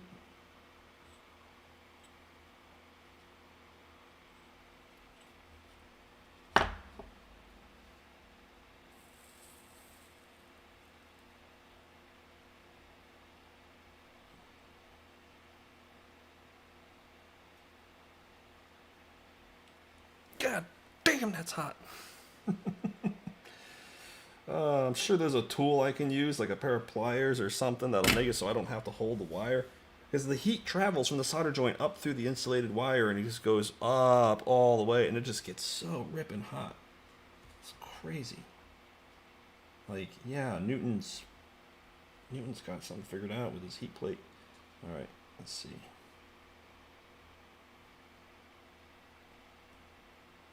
I think it's something like that's gonna work pretty good if I can just hold it steady. Let me get my pliers on here. Be a smart person.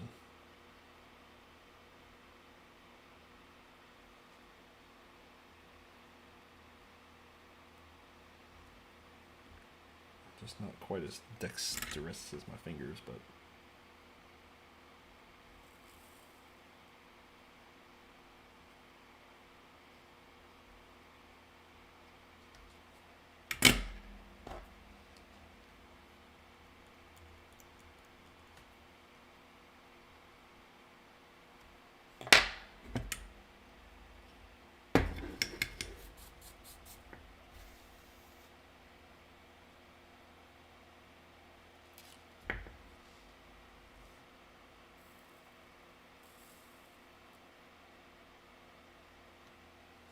okay. Ladies and gentlemen, that is all four.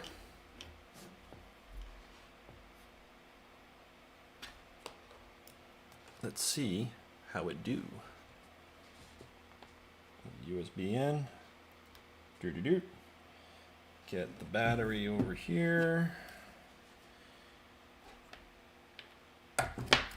Contact.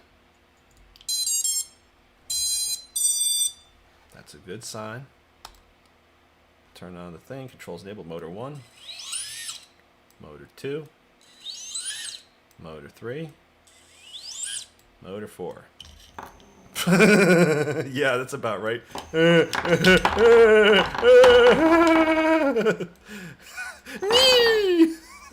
It's working great, Chris. Send it in the air. Take it into space. Whee! Whee! Yeah, my motor, it's just, it's good. It's good. It's good. It's totally fine. It's supposed to do that. Let me screw it back in. All right. Hey, this is pretty rad. I am totally excited that that's working. Let us run this through Betaflight. I'm going to connect to Betaflight. I might have to bounce the ESC for that to work, or this USB connection. Or, I don't know. I'm just using words like I know what they mean.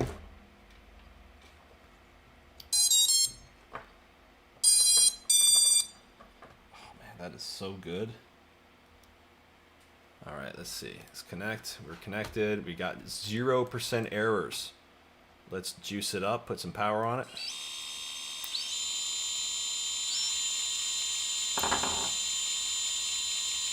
Yeah. 0% errors across the board. 0. That is super cool. Everything's getting through just fine. It's happy as can be. The motors aren't hot. So that's a great sign. Battery isn't puffy or anything. ESC not warm. I mean, now it's just a matter of, you know, bolting it back together again. So let me go get some screws and we will do that. And I'm gonna get some water so I can hydrate myself. This is awesome. I'm glad this is working.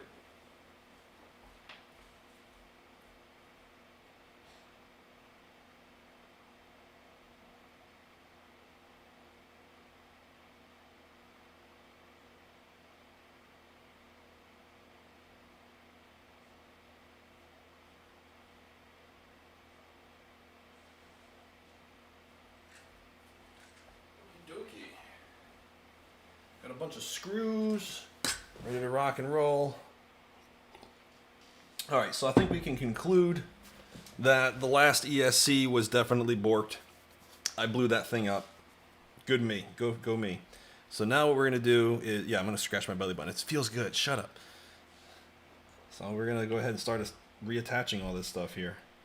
So.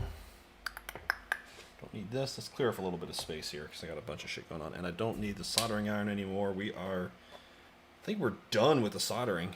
I don't think we need anything else. Unless I break something off, I think we're fine. So next up, we want to get the flight controller. So the stack is going to be ESC on the bottom. Flight controller goes on top of that, video transmitter goes on top of that, and then we just put the top deck on it and we're sealed up. So I just feel this is caught on some stuff, so I'm trying to not jiggle anything too hard. So this kind of goes like, does one of these. And a wire already popped off, so yeah, keep that soldering iron warm. So we're gonna need to use that again. Well, that's for the microphone. Yeah, I kind of do use that. Alright, we'll fix that. I figured something was going to snap off sooner or later. There's it's this little guy right here that I have taped. It's a microphone.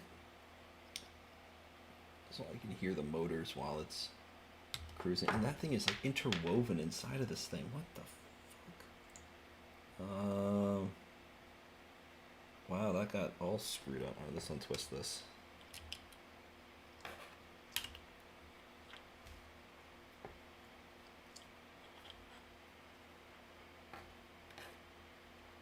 And then try to snake that wire through the weave. I don't know how that happened. Jeez. It's like whoever put this together was just in a rush or something. Yeah, that's much better. Alright, let's twist that back up. Hoping like all hell that it doesn't break the wires. Like this one. So we'll come back for you. All right, so now what we discussed earlier was, do we want to have the wires flying, like we have the two devices, the ESC and the flight controller, stacked. We want the wires to go on the outside of it. We don't want to snake them across in between the sandwich. We put the wires in the sandwich, we're going to start emitting EMF interference that will be picked up by the gyroscope, and the quad's going to think it's moving when it really isn't. It's just picking up noise, and it's just getting crap, and you got to have filtering to deal with all, and it just gets to be a mess. It's just best to avoid it. That's sort of the best way to handle this situation, is to just avoid it altogether. So I'm going to take this big bundle of wires and snake it off to the back. Looks like, oh, we got to flip this over here. Bring it over this way. Oh, this is some like little fiddly delicateness going on here.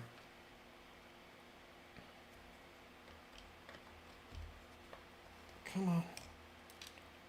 There we go. All right, try not to pop these wires in the back or go into the GPS and into the radio receiver.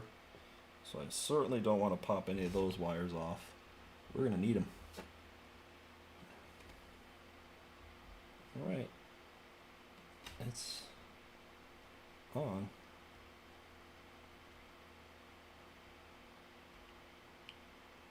Arrow's even facing the right direction. Yeah, it's facing towards where the camera is. Okay, flight controller's on. I'm a little tempted to just plug it in and test it real quick, but let's just run with it without it for right now. And let's figure this thing out. All right, so I ended up putting this temporary antenna on. You cannot run a radio transmitter without an antenna. Oh, come on. You now, this is all surface area for heat and energy to build up and dissipate. Without this, it's going to just build up on just the plug, tiny little point of energy, and it's just going to melt the whole thing down. Ask me how I know. So we don't want to deal with that. Let me get this this microphone thing wired back in. Looks like it just broke off at the wire here. So I'll just trim a little bit off.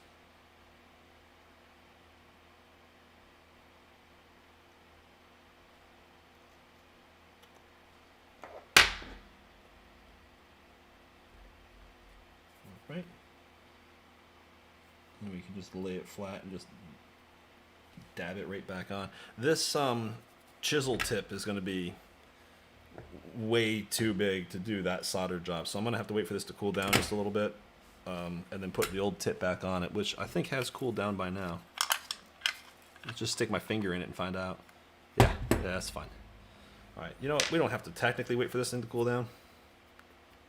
We can just, ow, ow, ow, ow, ow, ow. We can do it like that. Ow, ow, ow, ow, ow. That's because that's the way a real man does it, right? We just burn the crap out of ourselves. Because we're stupid. Just take the tip, drop it in there. New one on. Put the thing over it. Ow, ow, ow, ow, ow, ow, ow. Ah, fuck. That is really hot. Alright, heat it up. Cool. So all I'm trying to do is get this red wire. You can see there's, you can probably barely see, but there's 1, 2, 3. Let me just get the focus on here. Tabs on there, positive, negative, and audio.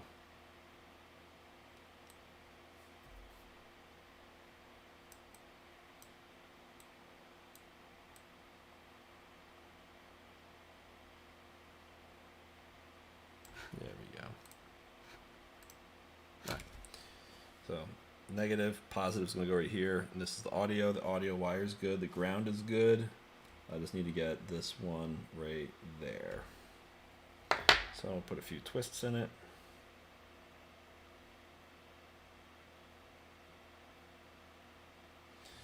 And dab it with a little bit of ruby fluid. Actually, I got enough of that smeared all over this thing.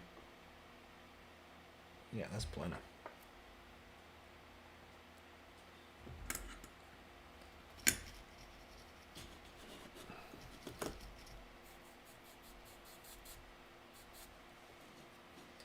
So glad I'm not going to have to take a soldering iron with me on my trip. Alright, go. And let's see if we can get this to stick on the first try.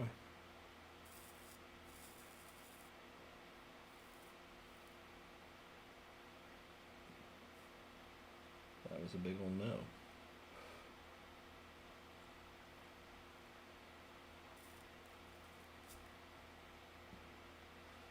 There we go. Dunzo. Cool, that wasn't so bad. Alright, so now what I'm going to do is take this guy, flip it around.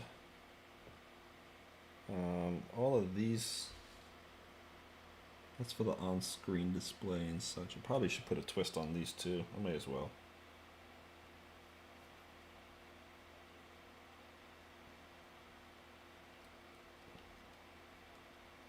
And just like I said, how I don't want to have wires going into the in between. That's exactly what I'm about to do. Because these are too short to go any other way. Haha, I lied to you. I told you never to do this, and then I'm doing it.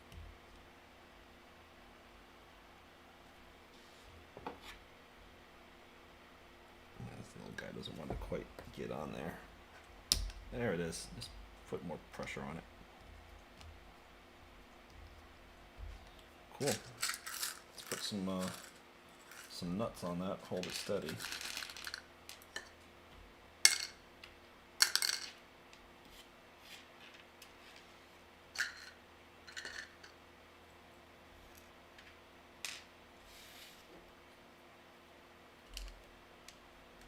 Got those little guys that are going on. It's got a Dixie cup filled with little screws and stuff. Kind of don't want to lose everything just quite yet.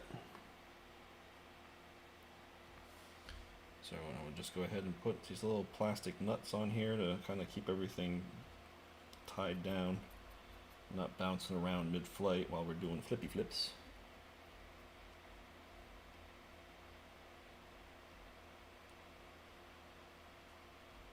I don't know.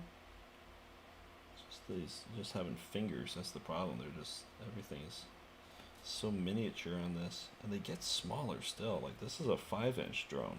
This quad is a 5-inch. It's called a 5-inch because the propellers are 5 inches in diameter. It's not uncommon to see 3-inch, 2.5-inch, 1.5-inch for the tiny little guys. And you can only imagine how much more frustrating it would be to work on a like. Let me give you an example real quick.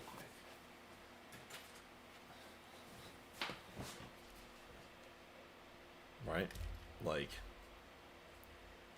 try working on the internals of this thing. It's baby small. You can do it. People do it. People do it well. I haven't figured out how exactly.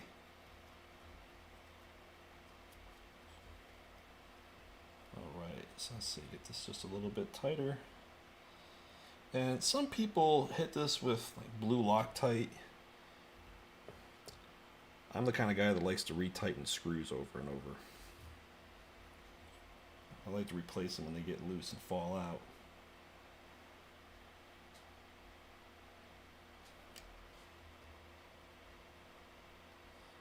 Alright, so we are in there pretty good now. It's holding everything on pretty tight. Hook the antenna back up. Do not forget this step. You know how cool it is when you have your antenna. This little guy right here is going to be my antenna connector. When it pops out, you're still transmitting off of this little tiny bit. So you're burning up your video transmitter, and as soon as you get like 10 feet away, you lose all signal because you don't have an antenna. And so it's good enough for you to get up in the air and fly away, and then right when you're in the air now, and oops, I can't see anymore.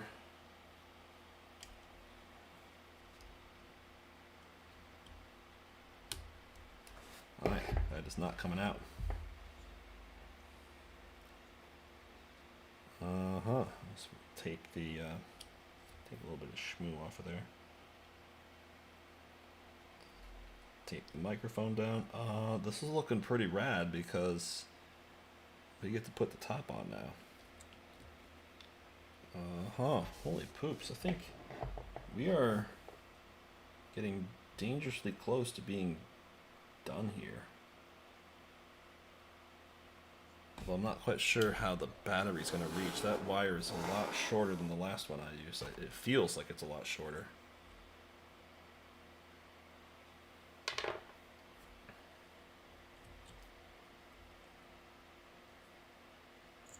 Yeah, it'll have to snake in that way.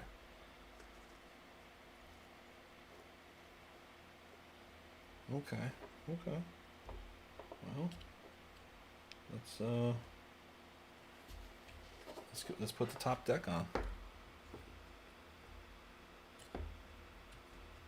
There's these little tabs right here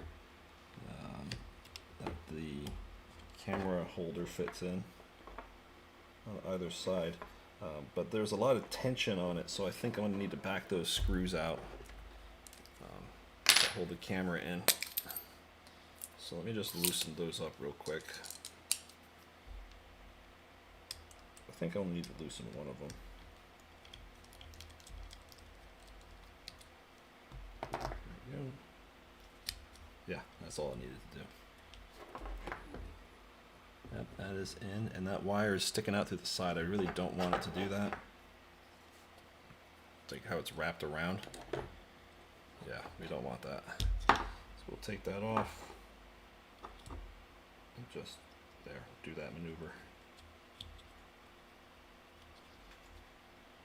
That's looking good. That end is looking good. Okay, all right. Risky, right? That's how I like to do it.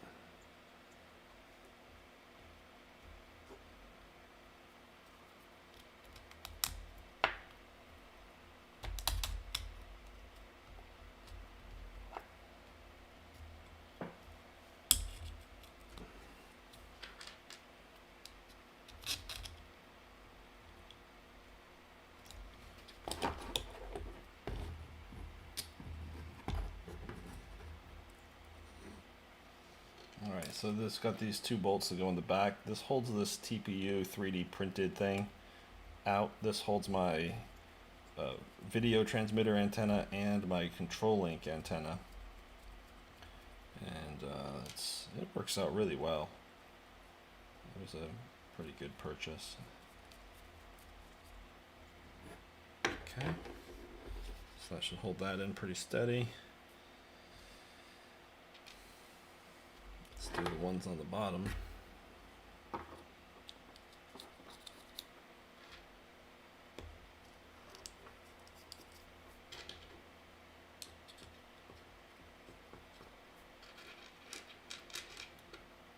Just trying to get these started. All right, there we go.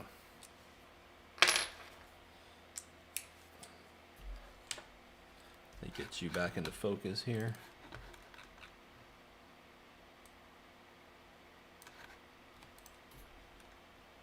All right.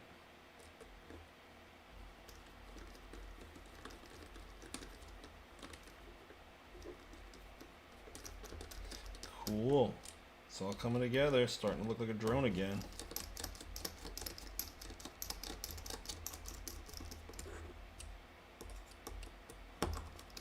What time is it? It's 10:40. Started at 7:10. So 3.5 hours. 2 hours. I was pretty close. It's off by just a lot.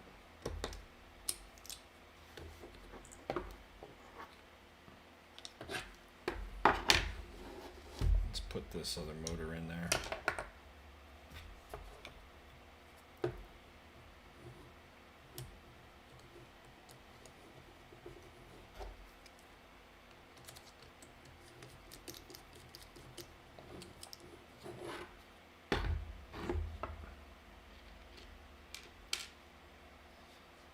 running out of parts to install. This is a good feeling. And hopefully when I'm done, I won't have a whole lot of like leftover parts.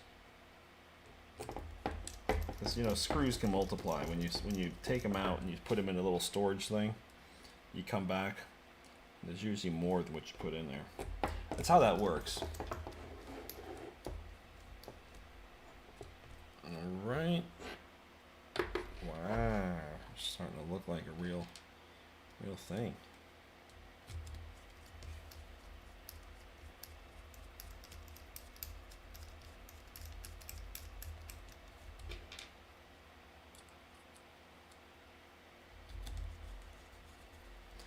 Alright, that's the last of these.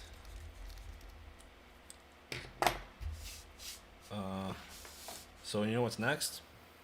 Is you put propellers on it and you fly it.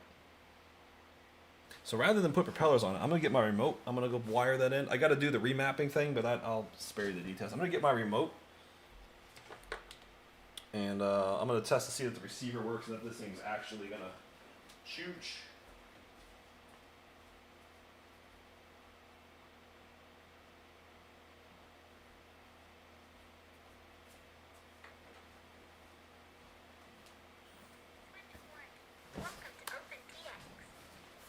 Right.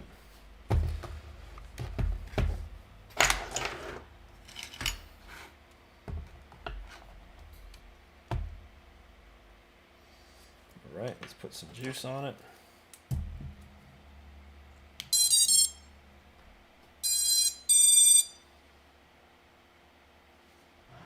Okay, arm it.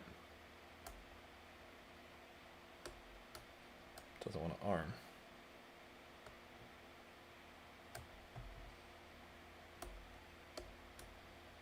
Why doesn't it want to arm?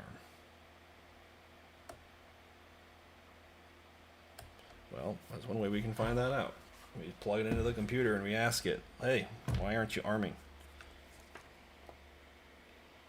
So we have a little USB action over here.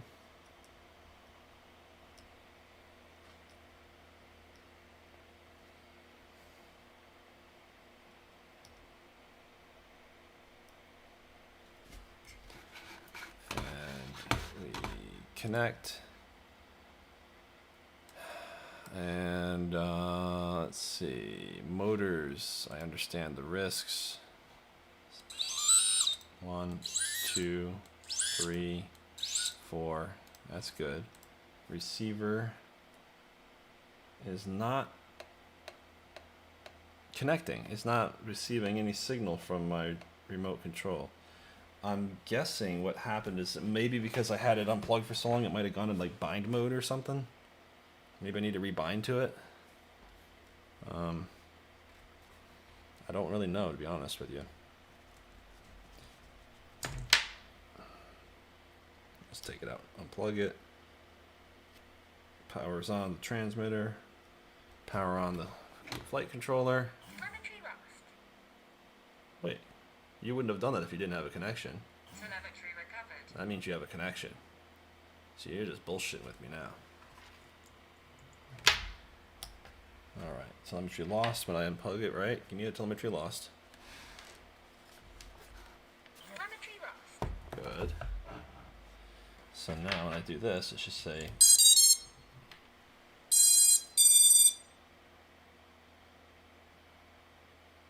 Telemetry recovered. Okay, let's arm it. Nothing.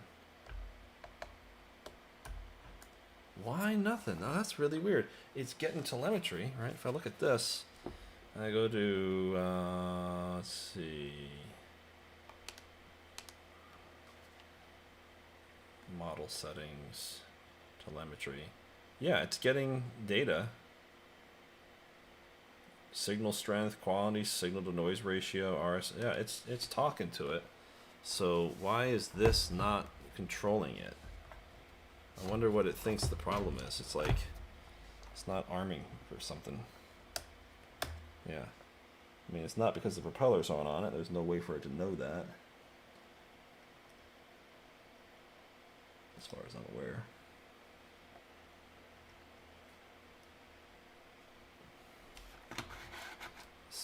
connect. Interesting. Let's look at the ports. Oh, all of the ports got reset. Oh no. Okay. Well, I don't want to take it all apart, but let me show you my screen. And this is probably really hard to see because this is on a 4K. But anyway, all these ports are reset. Okay, I know UART3 was for ESC. UART5 was for GPS, I think. Oh man, I don't remember what the settings were. That's going to be a challenge. How do I get through that? I'm going to have to pop the top off and then pop the VTX out and see what things are wired to. I really don't want to do that. So let's take a look at the wiring diagram. If I remember correctly, all right, this is actually how I had it set up. So TX4, RX4 does go to the GPS, and RX2 I have going to the receiver, the radio link. So RX2 is for receiver, RX4 is for the GPS. All right, this might not be so bad because if it doesn't work, it just resets everything, which I hate that. So RX4 is for a GPS. UART6 I think is always on screen display, and UART2 is going to be FR Sky telemetry output. Or do I want to do smart port? Probably smart port. All right, let's and then we'll make that, yeah, save it. Let's see what that gets me. I love that all the motors are working. That's so cool. All right, receiver.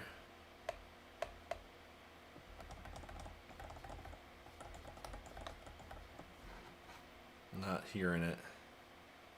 It's getting something, right? Is it? It's got to. Let me see if I turn this off.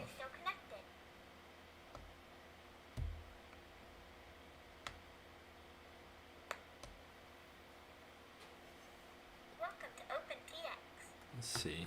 GPS isn't firing off either. Let's see. Where's GPS on here? It's not even showing up. All right. Oh, everything got. Oh no, it's not reset. All right. We know that's OSD. You are. Was it 4 or was it 5? Oh, that's right. I think 4. Oh, I can't even remember. What was it? RX4 should be the GPS, and RX2, or UART, I should call it, UART4 is GPS. UART4 is GPS at 57.6, so it did pick that up. I didn't set that, so that did work. UART2, let's set that to FR Sky. It's not a sensor. It's not VTX. Ooh, which one does the VTX go to? That one is up over here. TX5 goes to VTX Smart Audio. Save and reboot. Alright, it held on to all those.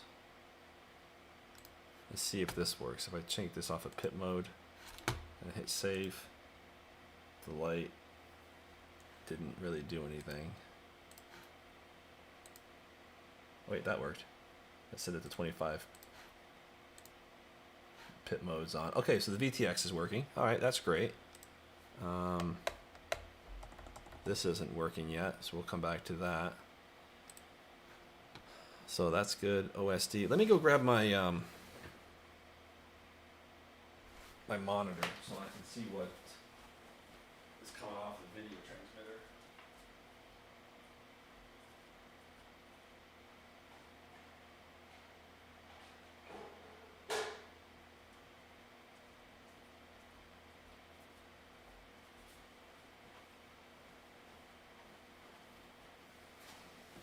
Alright, it's in pit mode, so it's got crap signal, but I mean, it's working. I got a picture. I got an on-screen display.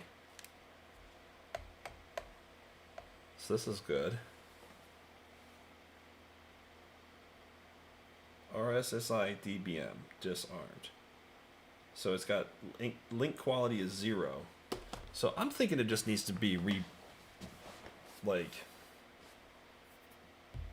paired or rebound. I don't know why I would have lost it, why it didn't bind. Let's see.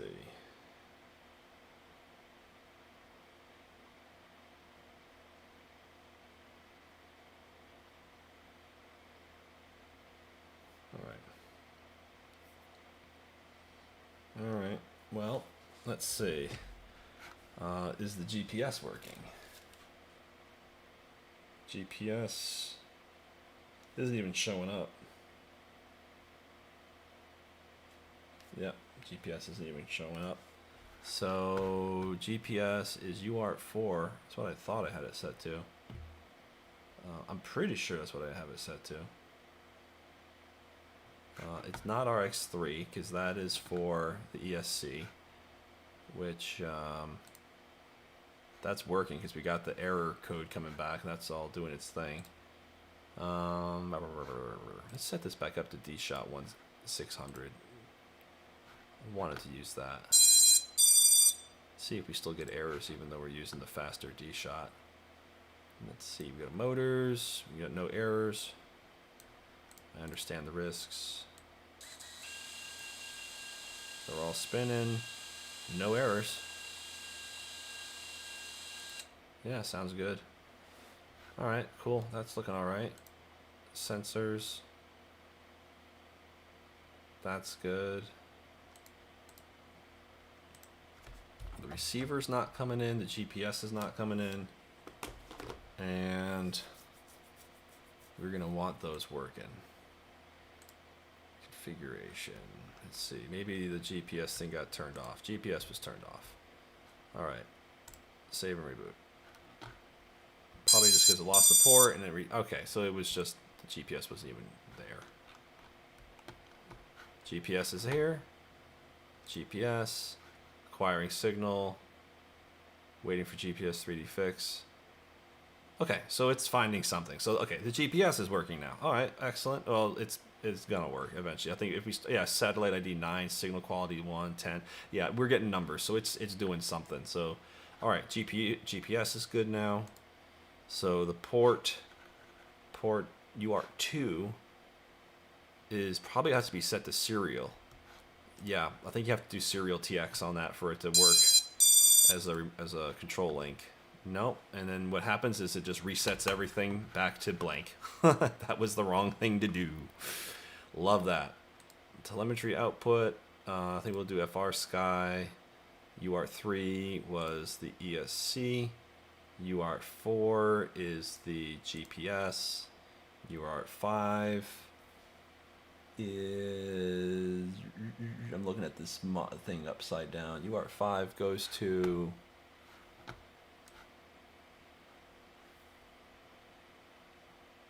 the VTX.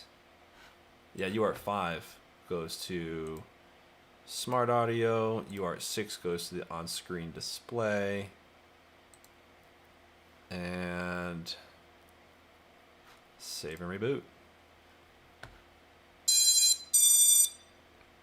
Connect. And let's see, we got... I don't see GPS anymore. Oh, probably because when it screws it up, you just lose... You gotta re-enable it. GPS. Oh, here we are, receiver. Serial-based receiver. CRSF. Yeah, that's right. I want another Crossfire. That's right.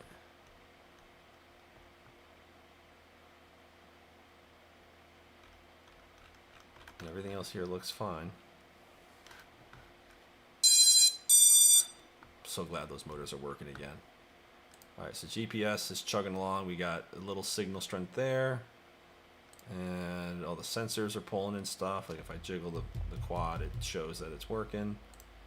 On-screen display is doing on-screen display things. Let's see. I see satellites on the OSD, so that's a good sign. But it's still showing 0 link quality. So I'm thinking what happened is probably while I was fiddling with this, I probably put the receiver into bind mode So what I'm going to do is go to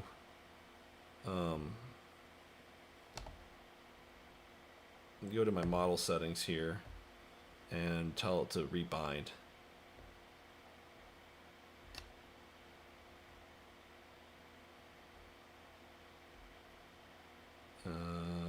How do I do that? This thing even powered up? Yeah, it's powered up.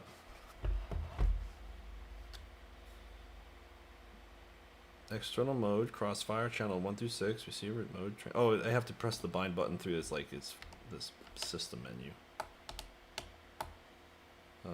Model locator by RSSI, Express LRS. BLE joystick, cool, bind.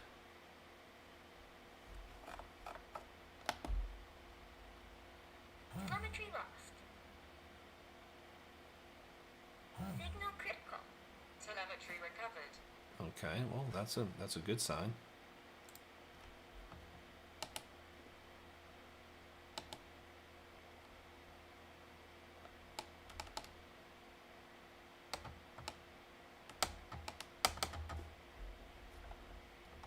I wonder if this is, well, I'm not sure what the problem is here. Let's see. It sounds like we're bound. We're getting telemetry data off the device. I think the receiver needs to be set to, I think the port needs to be set to serial RX. Telemetry output. Let's just disable telemetry for a second. And turn this on, and hopefully it won't go turn all this stuff off.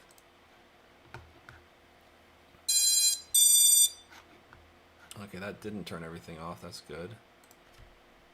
Oh yeah, baby. We got sticks. All right, sticks are working. Can rub them and then move the things around. All right, so that had to be set to serial. Now I do want the telemetry. If I go to select if I go on my thing here and I say model settings telemetry, I am getting some telemetry. Let's do discover new. Yeah, I'm not getting all the telemetry I would like. I'm getting signal to noise ratio. I mean, it's enough. It's working. Well, shoot, let's boot this thing up. Let's see. GPS says it's off though. What's up with that? Why is? Oh, because it's still searching for signal. That's fine. All right, so that's it. We disconnect. We yank you out. We bounce it.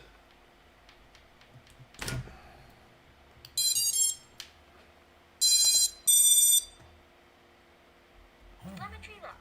All right, and I'm gonna turn off the screen capture, and I'm gonna arm it.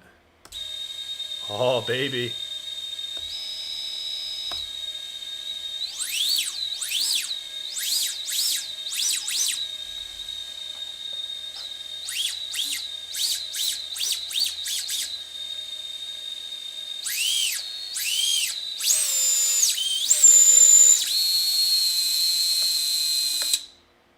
Well, motors are churning.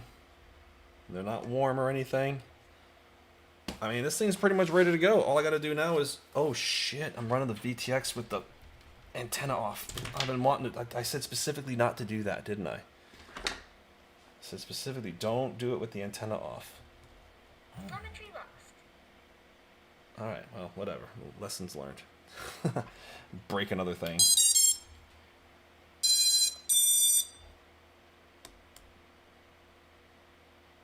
Connect. Telemetry recovered. Arm.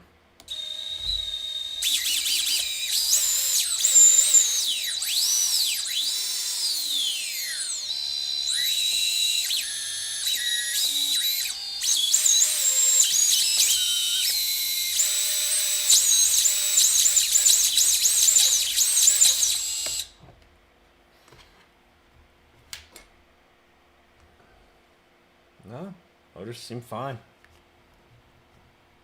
Motors seem totally fine. I'm gonna say that this thing's ready to go. Thanks for watching. Telemetry lost. But yeah, looking like a drone. Looking like I'm ready to go. Yeah, the motors are a little warm. This one especially. No, they all kind of are. They're not hot, but they're just a little warm. Okay, that's probably fine. That's probably fine. Play with it later. Play with it while we're flying it. Alright, I'm done for the night. I'm going to go clean my mess up and get ready to get out of here. Everybody, thank you very much for enjoying, and like and subscribe.